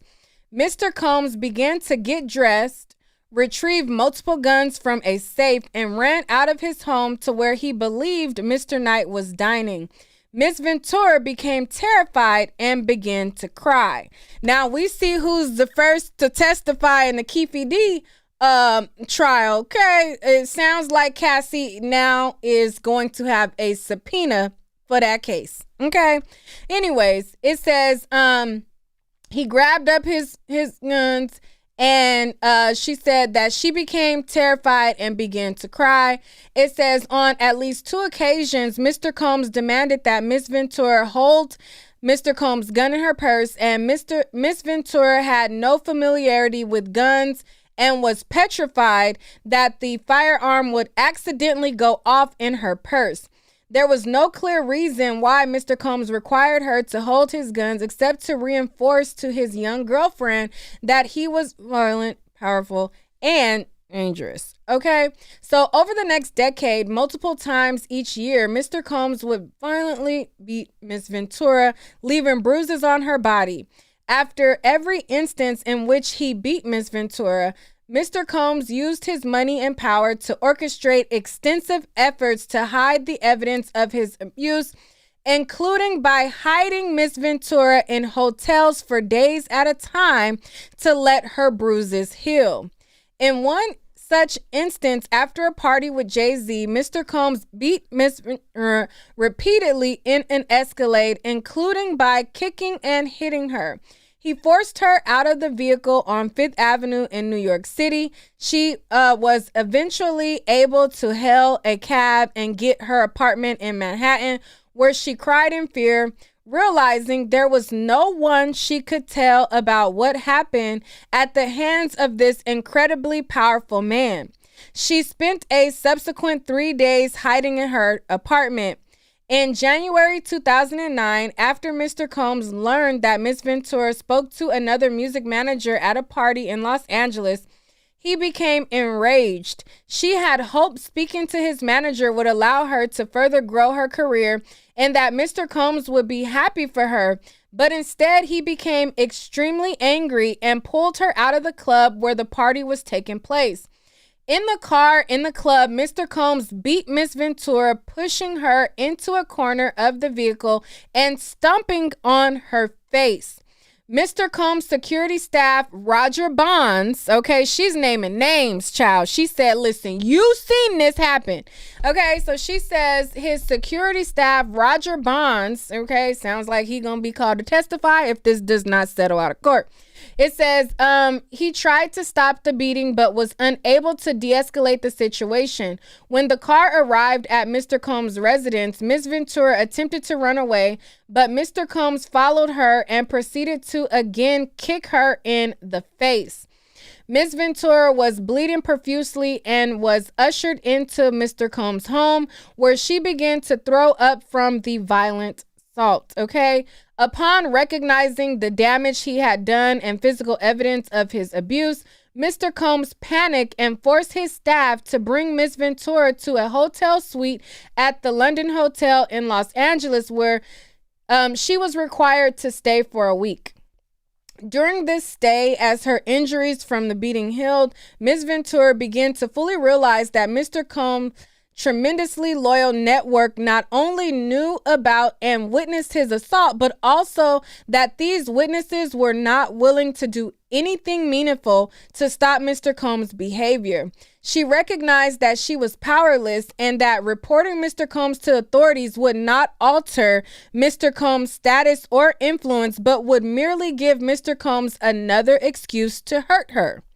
It says, while in the hotel, she asked to go home to her parents, but Mr. Combs wouldn't let her leave. She lied to her mother when she asked about online gossip forum that reported about it. And it says that Mr. Combs proceeded to instruct his assistant to purchase excessive amounts of gifts for Mrs. Ventura, which were delivered to the hotel where she remained trapped. Miss Ventura was terrified, isolated, and unable to see a pathway out of Mr. Combs' hold on her life. It says that she found herself becoming numb to the use she was experiencing and became entirely beholden to Mr. Combs' demands. She began to blindly follow his instructions out of fear of again on receiving an end of a vicious beating. So right there, I'll pause it and I'm going to just play the audio of what Young Jock said at this time. So to the people who were like, why would she just listen to him say, you know, shave your head, blah, blah. Let's just listen to the audio. DJ Vlad might flag this, but hey, y'all fan funding has helped so far, so we will go ahead and play the clip. So let me go to it real quick. So he saw that man wife who was like this. I was watching Puff. The nigga Puff was looking up there. He saw this white woman. It was bottles on bottles on bottles around her. It was lit. Puff jumped out. Me and Cassie sitting next to each other. My wife right here, Cassie right here. The nigga jumped off the bar, came over and said, yo, Cassie, tomorrow, I want you to shave the side of your head. And I was like, what the fuck kind of request is that? So when I'm like, what the fuck? So when I look up there, this white woman's side of her head was shaved, my nigga. And the bitch looked good with it. So I was looking at Cassie. I was like, I was like, you're not about to do that, are you? She said, well, I mean, whatever Sean wants, I'm gonna do. I was like, well, you make sure you send me a picture before you do that shit. So within like 2. All right. So then he says that she ends up doing it. So let's hear from some more callers and then we will read some more. YBA, hello? Hey, you hear me? Yes. Hey, so I believe that everything is true that she filed a complaints about. I think this is a situation where there could be joint efforts. I don't think there's just one reason. What I mean is I don't think it's just her behind this lawsuit. There's different sources, and there may be a joint effort coming from all sorts of places to try to get this guy. It does sound like a RICO case, since New York picked it up on a criminal complaint. So it is reminiscent of what R. Kelly experienced. And then I think also too with the whatever that rapper was that she had some sort of connection with, whether romance or whatever, and the car blew up. I think that some investigators may have a joint investigation going on to tie that into what you brought up, the Keefe D testimony. And so they may try to use that and say, well, clearly this guy has a propensity of committing violence on a large scale. If he had the capability to blow up this rapper's car, more than likely he did have a situation or set up to where Tupac met his demise, and he had the money to do so. So they may tie all of that together and say, yeah, this guy's guilty of all of this stuff. Since he was able to do that with this young lady's the person that was pursuing her romantically, more than likely he was capable of doing that in regards to Mr. Shakur. And then also I think that she was probably feeling some type of way, not to disregard anything that she's been through, but again, there's more than one reason. There's several reasons why this is happening, but it would not surprise me if Carisha, how she's been blowing up with Diddy, she's probably felt some way about that. And, the fact that she pretty much, seemed like kind of wasted her young years on this guy, and whatever promises he made to her, he didn't fulfill with her. But when it came to Carisha, he made sure she was able to get some stuff out of BET Awards and whatever album releases, and then a talk show. He paved the way for her. He spoke on her behalf to make sure she got what she wanted or whatever he promised her. So it's different. It's more than one reason, several reasons why all of this is happening, but I don't think he's going to get away with none of this because there's a criminal complaint in place. And like I said, more than likely, if they can't ironclad anything else, I'm thinking more than likely they will try to get him in connection with Keefe D, because that's a serious thing to have people cars blowing up and then you got money thrown around like that. They have a setup like that. Yeah, you tossed $1 million to try to take Mr. Shakur out, and they're not letting that slide. So that's all I want to say. Thank you so much. All right. Thank you for tuning in. You said some good stuff. All right. So let's look at a video that my cousin just sent me. I guess this is like weird interaction with Puff Daddy and Cassie. So let's watch this. And I'm going to, you guys who are on the back end, do not click off. I will get to you guys. But let's look at this video real quick that she sent me and see what this is all about. Let's see this. Leah, go get in the shower. Go get in the shower. Means like make it, put it together. Oh, I thought it meant to help. Okay, go get in the shower. No. I was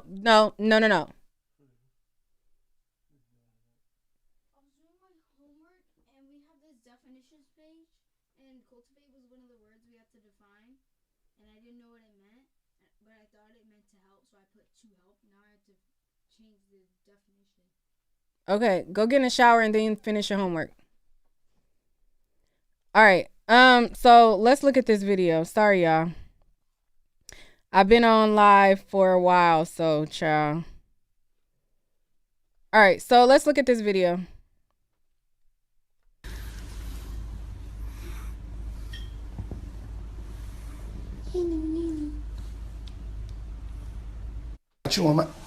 What you gotta say now? What you gotta say now? You ain't got shit to say. When you put your girl on the snap, baby, yo, babe. I mean, shit getting weird. Come on, baby. It's hot outside. You fucking wrapped up in that blanket. Let's go jog on the beach.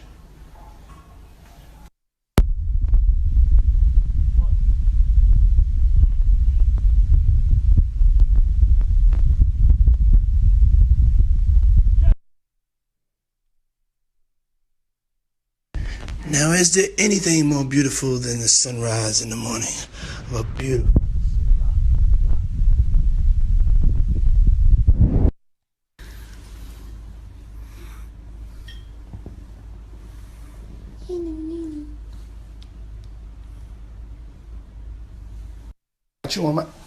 What you gotta say now? What you gotta say now? You ain't got shit to say. Is this it? When you put your girl on the snap, baby, yo, babe. I don't know. That wasn't really much, but my cousin sent me that. She wanted me to play that. All right. All right. Let me take one call and then we'll go to. I'll finish reading some more. Star, hello. Hey, Nick. How you doing tonight? I'm doing well. Okay, so I just wanted to come up. The last gentleman who was up, he literally took the words out of my mouth. I definitely believe everything that Cassie is saying, but I always believe that more than two things can be true. 2, 3, 4, 5 things can be true. I believe that a lot of this is coming out for multiple reasons. Not only the stuff that is going on with Tupac, but it's been other, like recently, even this week, it's been other conversations about Diddy going on, talking about how he throw quote unquote parties, meaning including men. That's been rumors in the industry you talking about forever. the video with him and Fabulous where he was like, "You haven't came to one of my parties." Yeah, and they call them parties. But I mean, of course, we all know some people can come out and say stuff, it's not gonna get no clicks or views. But when certain people come out and say things, it's gonna, be in the spotlight more than others. These things have been said about Diddy forever. Not only that, Diddy has a reputation of smacking Drake, doing all of these things that, have been said before. And he has a lot of money, a lot of power, a lot of influence. The Kim Porter stories, it was said that she was getting ready to do a tell-all. Even when she passed away, we got to remember all of the, her laptops and things were taken from her home. I don't think that stuff is just being said to be said. It really happened, I truly feel. I do also feel, though, that Cassie may have felt the way, like the dude just said about, Carisha's career, and Diddy pushing her, really pushing her forward. Cassie's career didn't do anything. But for the guy who was up, I think his name was Dynamo or something, he did kind of trigger me. But once he started to speak more, he was making some valid points. At the end of the day, as women, especially Black women, I get it. I was a domestic violence survivor myself.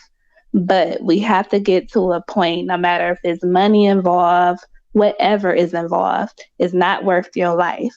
Thankfully, Cassie was able to get out. Everybody is not able to get out. So it doesn't really matter how much money you're getting, the cars, whatever you are getting. Is it really worth your life? Because after a hit, what comes next? What comes next? The only thing is being unalive, really. Doesn't matter if you're getting a bag in return for getting hit. So I do kind of get what he was saying. Like at some point, you have to take responsibility. We can keep saying that some people don't get out until the 10th, or we got to change that narrative. Soon as something happens, somebody put their hands on you, somebody treats you to leave. We got to change the narrative about that. And that was all I wanted to say, really. All right. Thank you so much for coming on. Thank you so much, Star. I'm gonna take one more, and then I'm gonna read some more of the lawsuit. Hey, INJC. yes, I'm back. I'm sorry. I just wanted to say that I don't necessarily feel like Diddy's not gonna get away with everything. I mean, not necessarily that he's not gonna get away with anything, but that they're gonna be on him as much as the last dude said. Because hypothetically speaking, if he was involved with this stuff with Keefe D, like he's saying, then how has he gotten away with it this far? Like everybody speculated up to this point that Diddy had something to do with the death of Tupac. It's not necessarily gonna be as clean of a case as a lot of people are making it seem.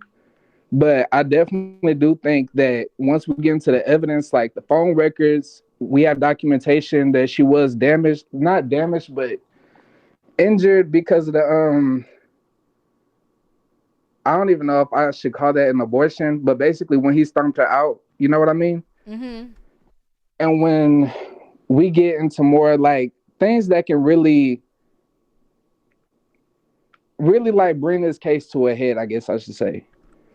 But and another thing I did want to say is that I wholeheartedly understand that we might feel some type of way about how a person is and the things that they've done. But when you get in that courtroom, none of that matters. It's gonna come down to legality, what evidence you can bring, and ultimately, money talks.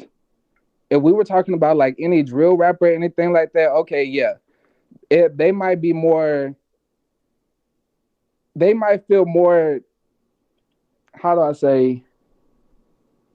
Comfortable with locking him up and throwing away the key, but money talks and bullshit walks him out. So when we're talking about Diddy, this guy who has a billionaire status, he could possibly get away with a lot of things that, you know, we think he should be charged for, regardless on how we feel about it morally. Okay. And I want everybody, I don't want this case to really get convoluted, and I don't want people to allow their personal feelings to dictate how they respond to everything. We've seen it with the Tory and Meg case. We're seeing it now with Kiki and Darius. But when we're talking about serious things like this, then we need to be able to think rationally and maturely, so that way we can analyze these things like on a much deeper perspective. And that's pretty much all I had to say. I was just looking at the chat, like in StreamYard, and I can't really keep up with the other one because it's so fast. But yeah, those were just my thoughts on that. All right. Thank you so much. Mm-hmm. All right. Chandra, did we hear from you already? No, ma'am. Okay, let me hear your thoughts, and then we're gonna read some more. Hey, Neek. Hey.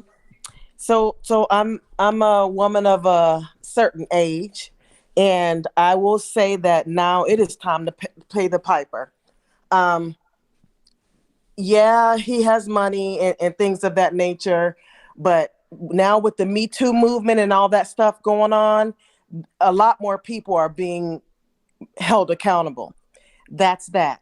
And then the last thing I have to say is it's very, very sad karma doesn't always come to the person that's giving it out, but he has daughters. And what goes around comes around, and those young ladies are going to be right in the midst of all that. So I hope that he's able to keep them out of the fray. But and when everything comes out about Kim Porter, those babies are going to be devastated. So hopefully it comes to who it came from, and he's going to have to pay for what he's done. He's done a lot. And it's going to keep coming out. And there is no right or wrong way to approach this. It just needs to be approached, period. Okay, sorry about that. I didn't mean to click that. That's okay. I'm done. Okay, no, finish what you said last. I didn't hear the last part. Sorry. I said it doesn't matter how it gets done as long as it gets done. Like, it doesn't matter if one or two things comes out now, we'll take it, because we'll start with something with Diddy because he thinks he's untouchable. But like I said, he has to remember that he has daughters. And what goes around comes around. We all know about karma. And that's all I have to say. Night, Meek. All right. Thank you, Chandra. All right. So other people are bringing up Jay Versace. And there was rumors with Jay Versace and Diddy. Hold on one second.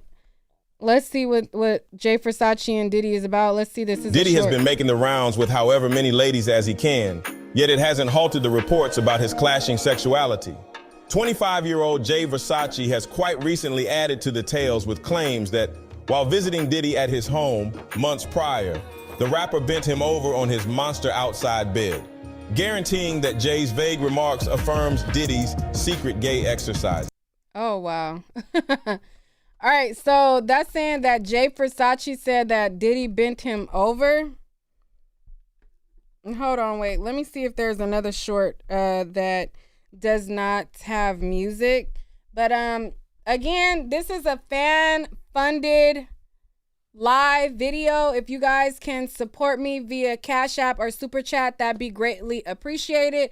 I want to hear from everyone. Somebody said Nick be looking so uninterested. It's not that I'm uninterested. It's just after 2 hours of sitting in one place, you kind of get blah. It's not that I'm uninterested. I'm interested, and I'm going to hear from everybody who chimed in. But girl, I've been sitting in the same spot for 2 hours. Let me know what look on your face gonna be after you talking for 2 hours straight, non-stop, and you just talking for 2 hours. Okay, you gonna get a little blah as well. I'm still here. YouTube has not cut my live. Okay. This is a lot of deep stuff as well. So I'm good. Let's go to reading some more after I hear from Miss G. Miss G, hello. Hello. Hey. Okay, first off, whatever they say he did that shit. That's number one in my 50 Cent voice. Yeah. Number two, now my professionalism voice. I think people have to understand when you endure high levels of trauma, you view it as normal. It isn't something you don't recognize it in the midst of it as this is wrong. That's just like people that grow up in toxic relationships and toxic households where they witness violence. They don't see that as nothing wrong. It's a norm to them until they're able to compare it to something of an actual norm. And then they're able to see, okay, oh my gosh, all my life I've been surrounded around trauma. So that just kind of goes to the point of like people saying like, oh, well, she made a choice. And why didn't she just leave? And she stayed for a long time before she was able to leave. Again, once you're in that particular situation of trauma, it is very, very hard for people to disconnect from that. Like that is just so hard. That's first off. Second off, people also have to understand she was what, 18, 19 when she met him. Here's this guy with a whole lot of status, a whole lot of money, a whole lot of influence. And she's thinking, okay, well, he can change my life, right? And again, she's young in terms of the mind and mindset wise. And so when you're young like that, it's like you again, you're thinking that it's going to be one way when it's not going to be that particular way. So I don't see her as somebody that's, oh, just looking for a bag and oh, why did she take so long? I'm not seeing that as that. I'm really not. I think probably she did have a non-disclosure agreement and now it's up, and that could be a reason why she's coming forward. Maybe she finally feels, the strength and the motivation to come forward after doing tons of work on herself as far as like counseling, meditation, a life coach, or whatever that may look like for her. And then now she feels the strength to come forward could be also another reason. And I don't know if you remember when, I don't know if you talked about it already on your live stream, but I don't know if you remember his ex Gina, who did an interview and Yeah, then we she talked about recanted. Gina Oh, first you talked about that? Yeah. before we even got to the lawsuit.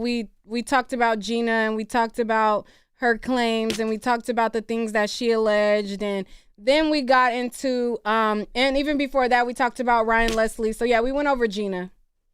Okay, yeah, I was just gonna point out, okay, she was also someone that was with him and then went back to him and things like that. And then do you remember what's his son that got the DUI?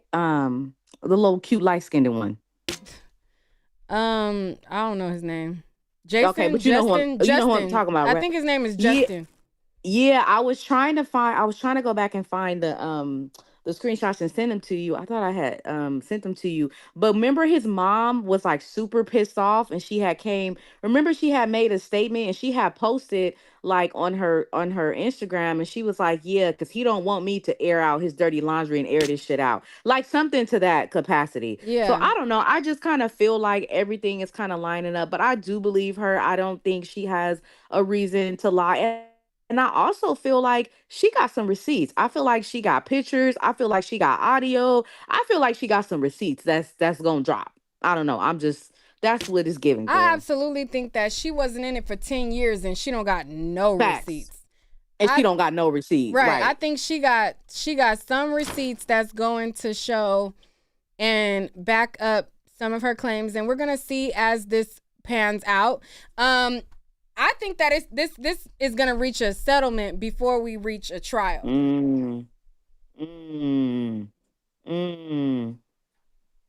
I think this is going to reach a settlement before we reach a trial because I believe she got some type of receipts. And I think that he knows that. And I also feel like too. And he also just turned off the comments on his IG as well. Oh, did he? Oh, them comments off work. And I kind of feel like with Carisha, I don't know. I just feel like she's just stuck on stupid. I feel like she just wants to do whatever for the attention. But she's in her Cassie bag. She wants the bag. She wants the she wants the elevation. And that's basically what Cassie is saying in this lawsuit, that she wanted the bag. Right. She didn't want anything to interfere with her career. And Right. yeah. Yeah. So that's my thoughts, girl. I'm about to send you a cash app. Okay. Hello. Okay, thank you. Hello. Thank you. All right. So we got Indy's Beauty. I think it's Kiki and Danielle. I'm gonna get to you guys in a second. Don't go anywhere. Let's read some more of this lawsuit. Okay, and let's read some more. Because they trying to get your girl up out of here, baby. I don't know why it keep going in and out. I don't know what's going on. I don't know why everybody keep like, girl, it's going out. Something's going on. So before they get me up out of here, let me read some more, okay, to y'all, because baby, what's happening? All right, so let's read this lawsuit. And y'all always can support right here. Okay, period. All right, so let's pull it up. All right, so I don't know where I left off, but it says, while in the hotel, she asked to go home to her parents, but Mr. Combs wouldn't let her leave. She lied to her mother when asked about an online gossip forum that reported the fault. Mr. Combs proceeded to instruct his assistants to purchase excessive amounts of gifts for Miss Ventura, which were delivered to the hotel room where she remained trapped. Ms. Ventura was terrified, isolated, and unable to see a pathway out of Mr. Combs' abusive hold on her life. She fought herself, becoming numb to the abuse she was experiencing, and became entirely beholden to Mr. Combs' demands. She began to blindly follow his instructions out of fear, again being on the receiving end of a vicious meaning. Okay? It says, by Mr. Combs' own admission, his relationship with Miss Ventura was like Bobby and Whitney, a clear acknowledgement of the unequal power dynamics and excessive domestic violence that permeated their relationship. From the outside looking in, Miss Ventura had heard others refer to her relationship with Mr. Combs as Tina. Hold on, let me do a Google search and see if Diddy said that their relationship was like Ike and Tina. So let me look that up. Diddy says his relationship, was like Bobby and Whitney. With Cassie was like Bobby and Whitney. Let me look that up.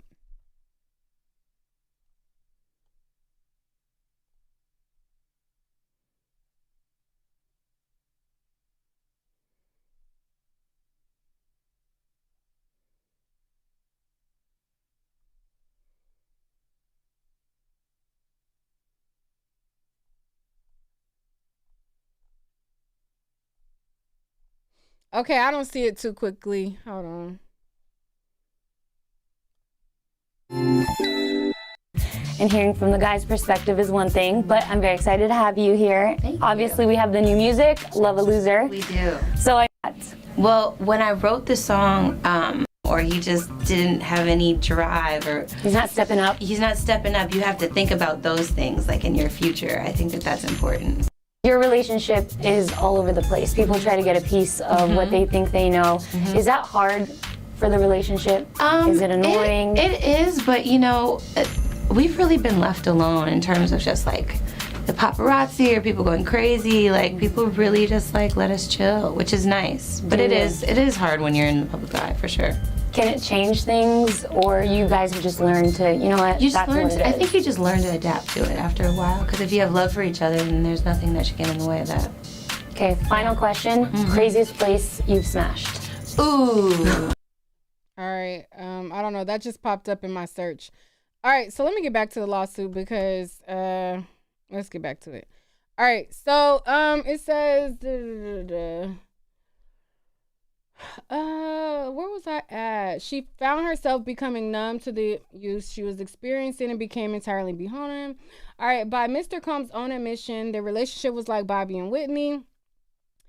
Her volatile and abusive partner, who also owned her label and therefore held her future success in his hands, had fully exerted control over every aspect of her life.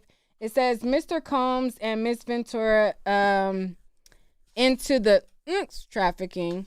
Okay, so it says within a few months of beginning a romantic relationship with the 40-year-old Mr. Combs, the 22-year-old Mrs. Ventura felt beholden to his whims and demands. While in New York City, Mr. Combs told Miss Ventura that he wanted to engage in a fantasy that he called voyeurism. Mr. Combs said that it would turn him on if he saw Miss Ventura with another eggplant. The first time Mr. Combs hired a man and brought the man to his home in Los Angeles, the man, Mr. Combs, and Miss Ventura wore masquerade masks and ingested drugs. Mr. Combs directed Miss Ventura to perform acts with this man. While Mr. Combs watched them, he touched himself while he directed Miss Ventura and the man to do specific acts. The entire encounter lasted multiple days. Mr. Combs began to call the arrangement a freak-off, or FO. He would repeatedly tell Miss Ventura at random moments that he wanted a FO, and Miss Ventura was eventually expected to facilitate the location and the hiring of a male worker. At certain points during Miss Ventura and Mr. Combs' relationship, he would insist on an FO weekly. Mr. Combs will repeatedly tell Miss Ventura that his practice was our thing and our secret.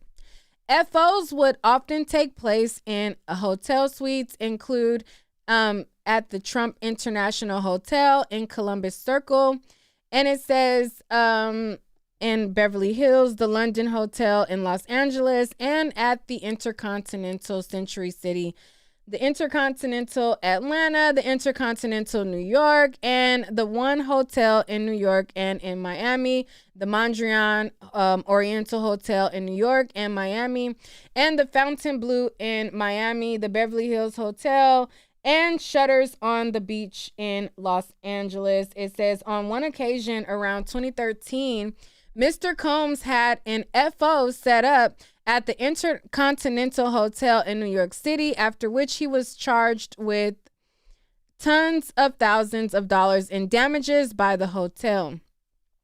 Upon information and belief, Mr. Combs' chief of staff, Tony Fletcher, paid the invoice charged by the hotel. Ms. Ventura was eventually instructed to use websites and services to find male workers to participate the FOs. Mr. Combs told Ms. Ventura to search for large black eggplants on the website. Sometimes Mr. Combs would pay to fly. Okay, so wait.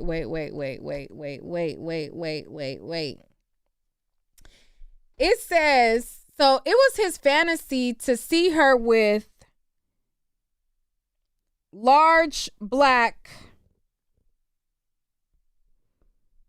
eggplants.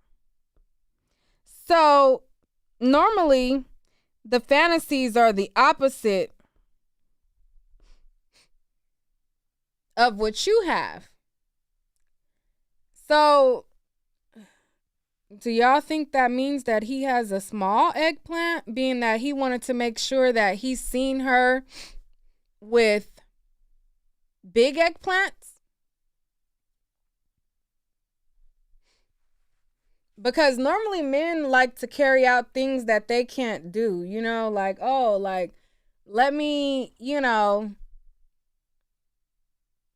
see you with a big one. Because obviously, you know, you'd probably be, if I got I don't know, what y'all think? Or y'all think he got a big eggplant and he just wanted to see another big eggplant? I don't know, what y'all see?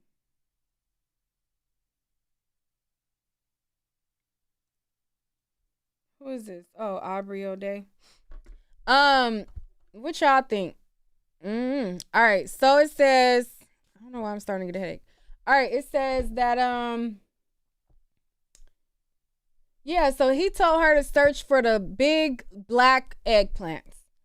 Sometimes Mr. Combs would pay to fly a male worker to his location, including to multiple cities in the United States as well as abroad. He required Ms. Ventura and his staff to help him make these arrangements. Mr. Combs' assistants would help to set up the FOs, including by setting up the hotel suites with baby oil and Astroglide. Mr. Combs always supplied Miss Ventura and the worker with copious amounts of drugs before and during the FOs. Miss Ventura was given ecstasy, GHB, ketamine, marijuana, alcohol in excessive amounts during the FOs, which allowed her to disassociate during these horrific encounters. It became commonplace to get IV fluids in the days after an FO to recover from the excessive substances pushed upon her. Okay, so now it makes sense why her man Alex, what did Alex say, that he was fruity and something? Hold on, wait, let me see. Cassie husband claps back at Diddy and calls him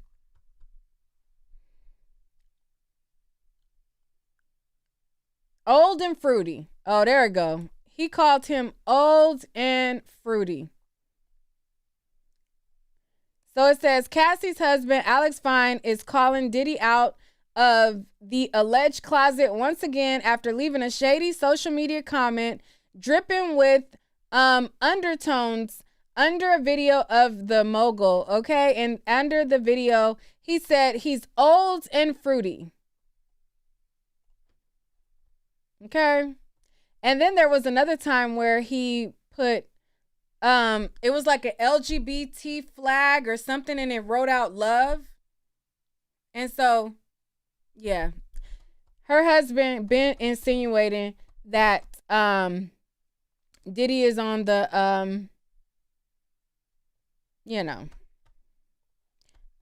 on the other side of the thing.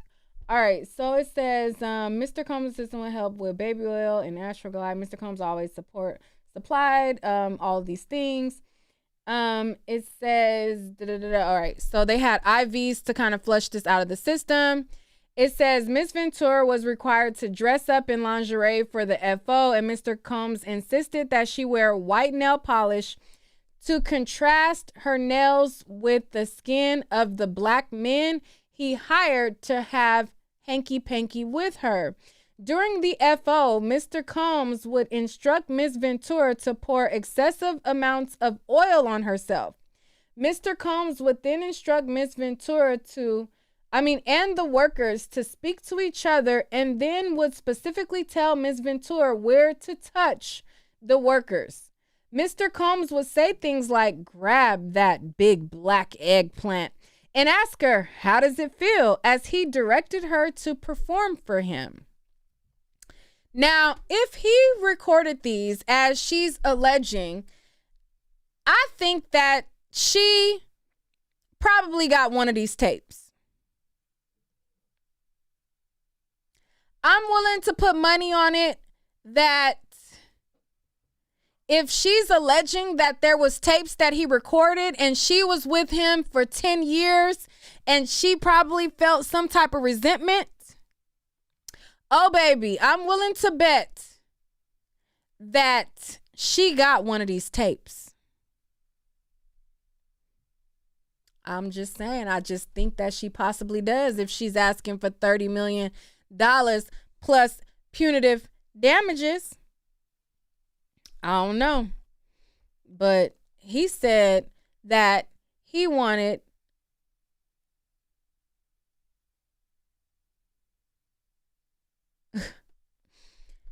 during the FOs, in addition to directing Miss Ventura and touching his wanker, Mr. Combs would use his phone, laptop, and tablet to film Miss Ventura having hanky-panky with the hired worker. He treated the forced encounter as a personal art project, adjusting the cameras and he used for lighting to frame the videos that he took. While Miss Ventura quickly deleted any photographs or video of the acts they were taking on her phone, Mr. Combs repeatedly made clear that he retained many videos of Miss Ventura during these FOs. Even when she deleted the videos, Mr. Combs would tell Miss Ventura that he was able to recover deleted videos from her devices. On one occasion, he sat next to her on a flight and made her watch a video she thought she had deleted, reinforcing her inability to escape and the immense power he had over her. Mr. Combs would pay the male workers a few $1,000s in cash for their services. During some FOs, Mr. Combs would become extremely intoxicated and would hit Miss Ventura in front of the male workers. Miss Ventura was repulsed by Mr. Combs' demands, but between the physical beating and recognizing his incredible power and incredible temper, Miss Ventura became petrified of her partner and boss and felt that she could not say no. He would even he even would present her with lavish gifts prior to or in the middle of the FOs, seemingly acknowledging the ways in which these forced encounters consisted work for Miss Ventura, and that he needed to compensate her for this work. At one point, he had given her so many designer bracelets for FOs and immediately following his brutal meetings that she felt that she was shackled by his presence. Frequently, her anxiety before an FO would become so great that she would become physically ill, sometimes to the point of vomiting. While kneeling over the toilet, Mr. Combs would shame her into performing for him, eventually forcing her to get up and proceed with the encounter. Okay? She knew firsthand that telling Mr. Combs that she did not want to engage in an FO was met with angered violence. In addition, any suggestion that Miss Ventura would refuse the FO or otherwise report Mr. Combs' abuse was met with ultimatums by Mr. Combs, who would say that Miss Ventura could not go to the police because she had a lot to lose. Around August 2015, for example, in the middle of a surprise birthday dinner for Miss Ventura on her 29th birthday, Mr. Combs insisted that Miss Ventura leave the party and go to a hotel for an FO. When she expressed that she did not want to go, Mr. Combs had Miss Ventura cornered by his security staff in order to force her to leave with him. Okay, so I'm going to pause reading right there. This is page 19 out of 35, and we have been on live for almost 3 hours. I might do a part 2, but in the meantime, let's hear from the rest of the people who called in. Indy's Beauty, what is your thoughts? Hey, Nick. Hey. Can you hear me okay? Yes. Okay. I just think all of this is crazy, especially all of the details. It's a lot to take in. And I think Diddy is absolutely 100% disgusting for doing all of this. But I think with the caller, I think his name was Dino or Dino, what he was saying about levels of responsibility. I think that is a conversation that is very needed, because I'm not trying to victim blame Cassie at all. I definitely empathize with her, but I also think that there's a amount that she played in some of this, not necessarily the physical part, but maybe the part of like being blind to certain things, maybe the gifts, certain experiences, the lifestyle. So I think that when we take a look at it, there's definitely things she could have done differently, and maybe she could have handled things a certain type of way, but I still don't think it takes away from the physical abuse. I think all of the sexual things, maybe there was a little bit of power and control involved with that, but the physical, like, he's completely 100% wrong for that. One of the commenters in the chat said something about like morality, how that might make it difficult to win the case. And I think it's true, because she did have a choice ultimately in some of the things. She could have said no, she could have left. But again, if she's experiencing trauma, there is a dynamic of power and control, so it makes it difficult. But I do think that level of responsibility conversation is needed, because we all have a role in the things that are happening, even if it's like 2% or 10%.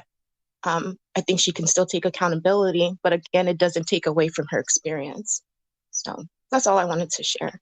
All right. Thank you, Indie Beauty. And thank you for always supporting. I see you all the time on IG, and I appreciate you coming on. All right. Let's go to Kiki. Kiki, unmute your mic. All right. Let's go to Danielle. Hey, Neat. Hey, how you doing?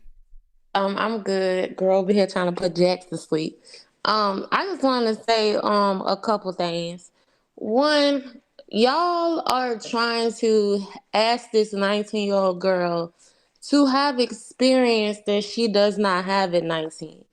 Diddy was a 37-year-old man when he when they met her. officially got together, she was 21. But go ahead. Well, 21. Yeah. But 21, that's still young, Nick. As 21 as a female, like me, like I'm gonna use myself as an example, right? Because I ain't never been in a situation like Cassie, but when I was 21, I used to date men that was way older than me.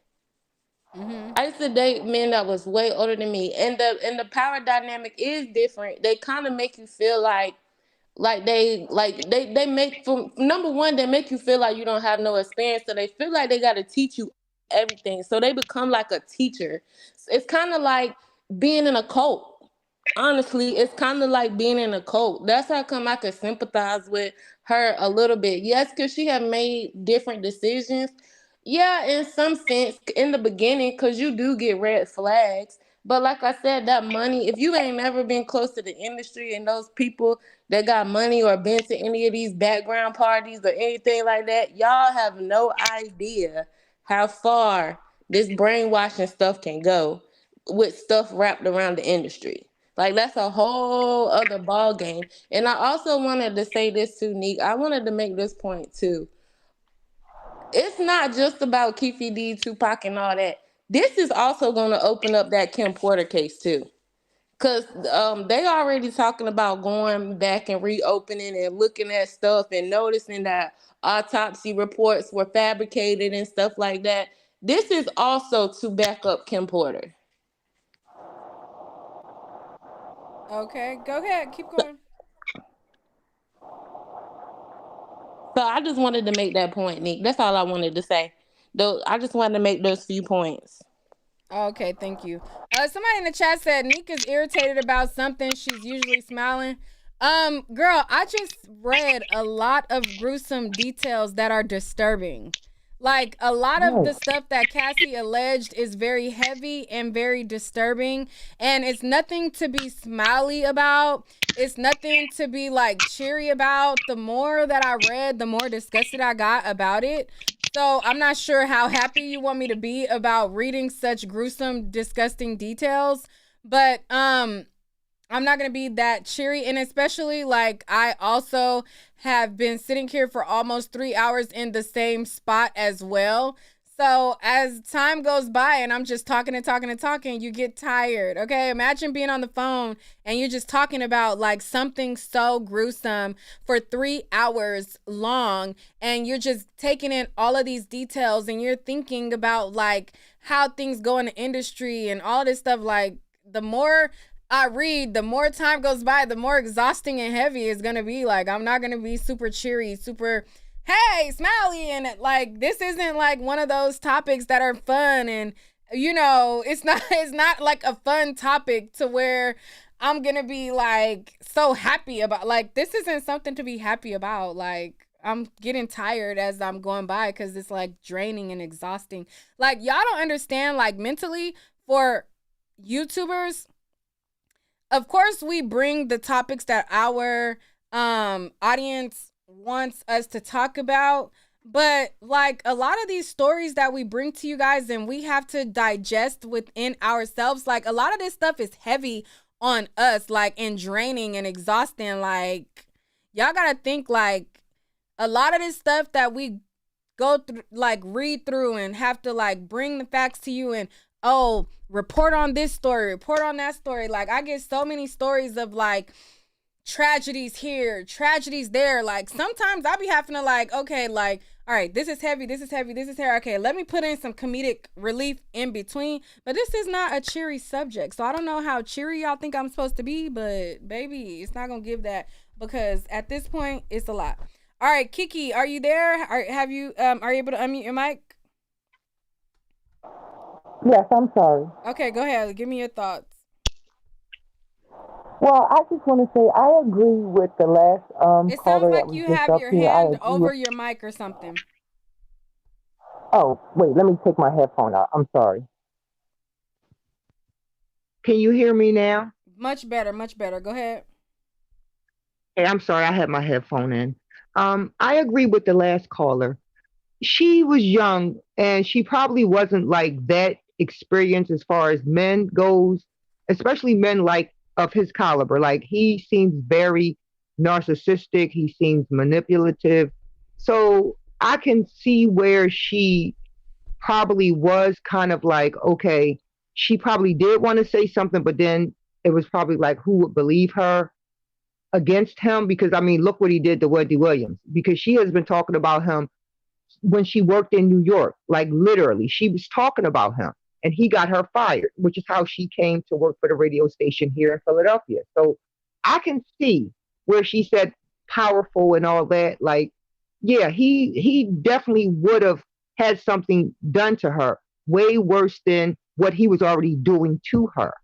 I do believe that. I really, really do. If she had spoke out sooner, I really do. Um, Now the Dynamo guy or whatever his name is, I don't know. I hope he really doesn't kiss his mom with that mouth that he was spewing all that venom out of. I really do. And I hope that he doesn't have a daughter, because if he does, then I really feel sorry for her. Like really, because where was the compassion? Like, I don't know if someone hurt him in his past or if it was a female like Cassie that hurt him in his past, but he couldn't even empathize and sympathize. And I understand, because maybe because he is a man, he wouldn't be able to. But I mean, come on, you have a mother, you have sisters, probably aunt, nieces. So for you to just like say that it's her fault and everything, I wouldn't say that. Some accountability needs to be taken on her part, yes, but you have to understand that like she was in it for what, 10 years? That's a decade. So I'm quite sure she developed, what is that, Stockholm syndrome? Not, yeah, I'm quite sure it was something there along those lines. And I'm not saying that she didn't get things out of it, because she did. She definitely did. She got gifts and cars and all this paid for. And I'm quite sure he probably took care of her family too. But then even with that, it was probably a control aspect with that as well, because suppose nothing would have been done to her. Suppose something would have been done to her family, someone close to her. So I could kind of see why, she probably did go back and forth with coming out, saying anything. I really do. So that was pretty much all I wanted to say. Okay, thank you so much, Kiki. All right, Willie Will. What's going on? What's going on, man? Hey, what's your thoughts? Hey, man, my thoughts is Diddy going to jail, man. Straight up.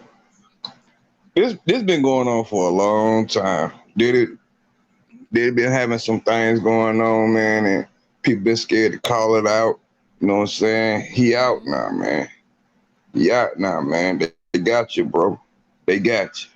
I'm glad Cassidy finally did what she had to do. I'm glad, you know what I'm saying, stepped up and did your thing, Cassidy. That's all I want to say, man. But Diddy, they got you. I'm glad they got you at this point. All right, so you believe all of the allegations that she alleged? Oh yeah, most definitely. Like I said, it's been, man, they've been saying this for the longest, man, for the longest. Diddy got that bread. He got that bread. And he sat there and said, you know what? I'm gonna pay everybody off, let it all go away. But now, bro, not this time, dog. Not this time. They got you, bro. And I'm glad they got you. Yeah, man. All right. Thank you. All right, baby. All right. Hold it down. Dr. B. You know it. Dr. How B. you doing, Nick? Hey, how you doing? Can you hear me? Yes. I'm just calling to comment. I'm a psychiatrist, and I just really wanted to offer some expertise to my people who don't seem to. A lot of people appreciate grooming, but there's been some comments that suggest she should have been wiser. And I just need to have you all understand that when you're being groomed, it never starts with the physical. It starts with you are everything. You are this person just thinks you are the most spectacular person ever. And that is extremely addictive. The science of the brain shows that there are literally surges of dopamine when we're being love bombed. This is neurochemical, and predators have mastered this. And therefore, they start isolating you from the people who love you, who kind of ground you. And this can happen very quickly. When you're getting love bombed, it only takes about 14 days, and then you're being constantly exposed to these people. So I'm incredibly proud of this lady, this young lady, she's 36 now, for coming forward. This takes tremendous courage, and I can't even imagine the kind of therapy she's done. We see the money. This isn't about money. This is about her soul. This is about the fact she has 2 kids. This is about intergenerational trauma. And we just need to just be able to just let the facts play out as they do. Thank you. And I sent you a Cash App because you are doing your thing. This is my first time even joining on. So okay, thanks, thank Nick. you so much. I appreciate you so much. Good night. All right. Good night. Good night. Thank you, Karen, for the Cash App. Leah, I guess you'll be our last one, and then we'll be out. Hi again. I was just trying to say, like, I just popped back in the chat to say, and I'm not trying to ruffle nobody's feathers, but it's a lot of women that were saying, you know, she should have made smarter decisions and smarter choices. But let's be for real. Nobody's life is perfect. I mean, it's a lot of people with baby daddies, baby mamas, they dogging their ass out, and ain't nobody got nothing to say. My thing is, it's so easy to point the finger at everybody else and tell them, oh, you should have did this. You was a dumb. No, babe. Like, I'm sorry, but like, let's be for real, bro. A lot of people have to put themselves in a predicament and how, and it's so many people are coming on here like, you know, I have compassion and sympathy for her, and you know, I feel so sorry for her. And then she's like, well, she should have made. Let me tell you something. Somebody put a bag in your face, you're gonna take that bag, because guess what? We all broke as fuck, sitting at home, like working a job. We're tired. So if somebody puts that in your face, like, don't sit up and judge the next girl. I just feel like, have some compassion. And a lot of people that have spoke up on these issues have been in domestic relationships, have been in mentally abusive relationships. Just like that lady just came on here and said, love bombing is a thing. And I feel like every woman that has something to say of, oh, make better decisions, has been that woman that has a bad decision. And I think a lot of women in this chat see themselves in Cassie. And, you know, sometimes it doesn't come off as like, it comes off as like, you know how you see somebody getting beat on, and say it's a woman that suffered domestic abuse, and she's so stupid, but she's made it out of it so she can judge other people. I feel like a lot of people, we need to step back and humble ourselves and be like, you know what? I'm no better than her. I was dumb at one point. Let's have some compassion. This is a daughter. This is a wife. This is a girlfriend. You know what I'm saying? So that's all I had to say. I just feel like everybody making excuses for BS, and I don't think it's plausible at all. But again, that was just my opinion. I just have to clear the girls because I don't understand. Like, they keep blaming her. It makes no sense to me. Like, you contradict yourself, and it's kind of triggering at a point. But anyways, that's it. Thanks a lot for listening. All right, thank you, Leah. We're gonna be out on that one. Thank you guys all for watching. Maybe we'll do a part 2. We made it to page 19 of 35. So maybe I'll come back. We'll do maybe a part 2, maybe. But they demonetized this video immediately. Facebook said, girl, bye. Okay? Facebook was like, girl, this subject matter is too much. So I appreciate all of you guys who sent in super chats. I appreciate everybody who sent in a Cash App super chat. You guys fan funded this live, and it kept me on for longer. It kept me on for 3 hours. So I appreciate all of you guys so much. Until next time. Okay, I'll see you guys on the next video.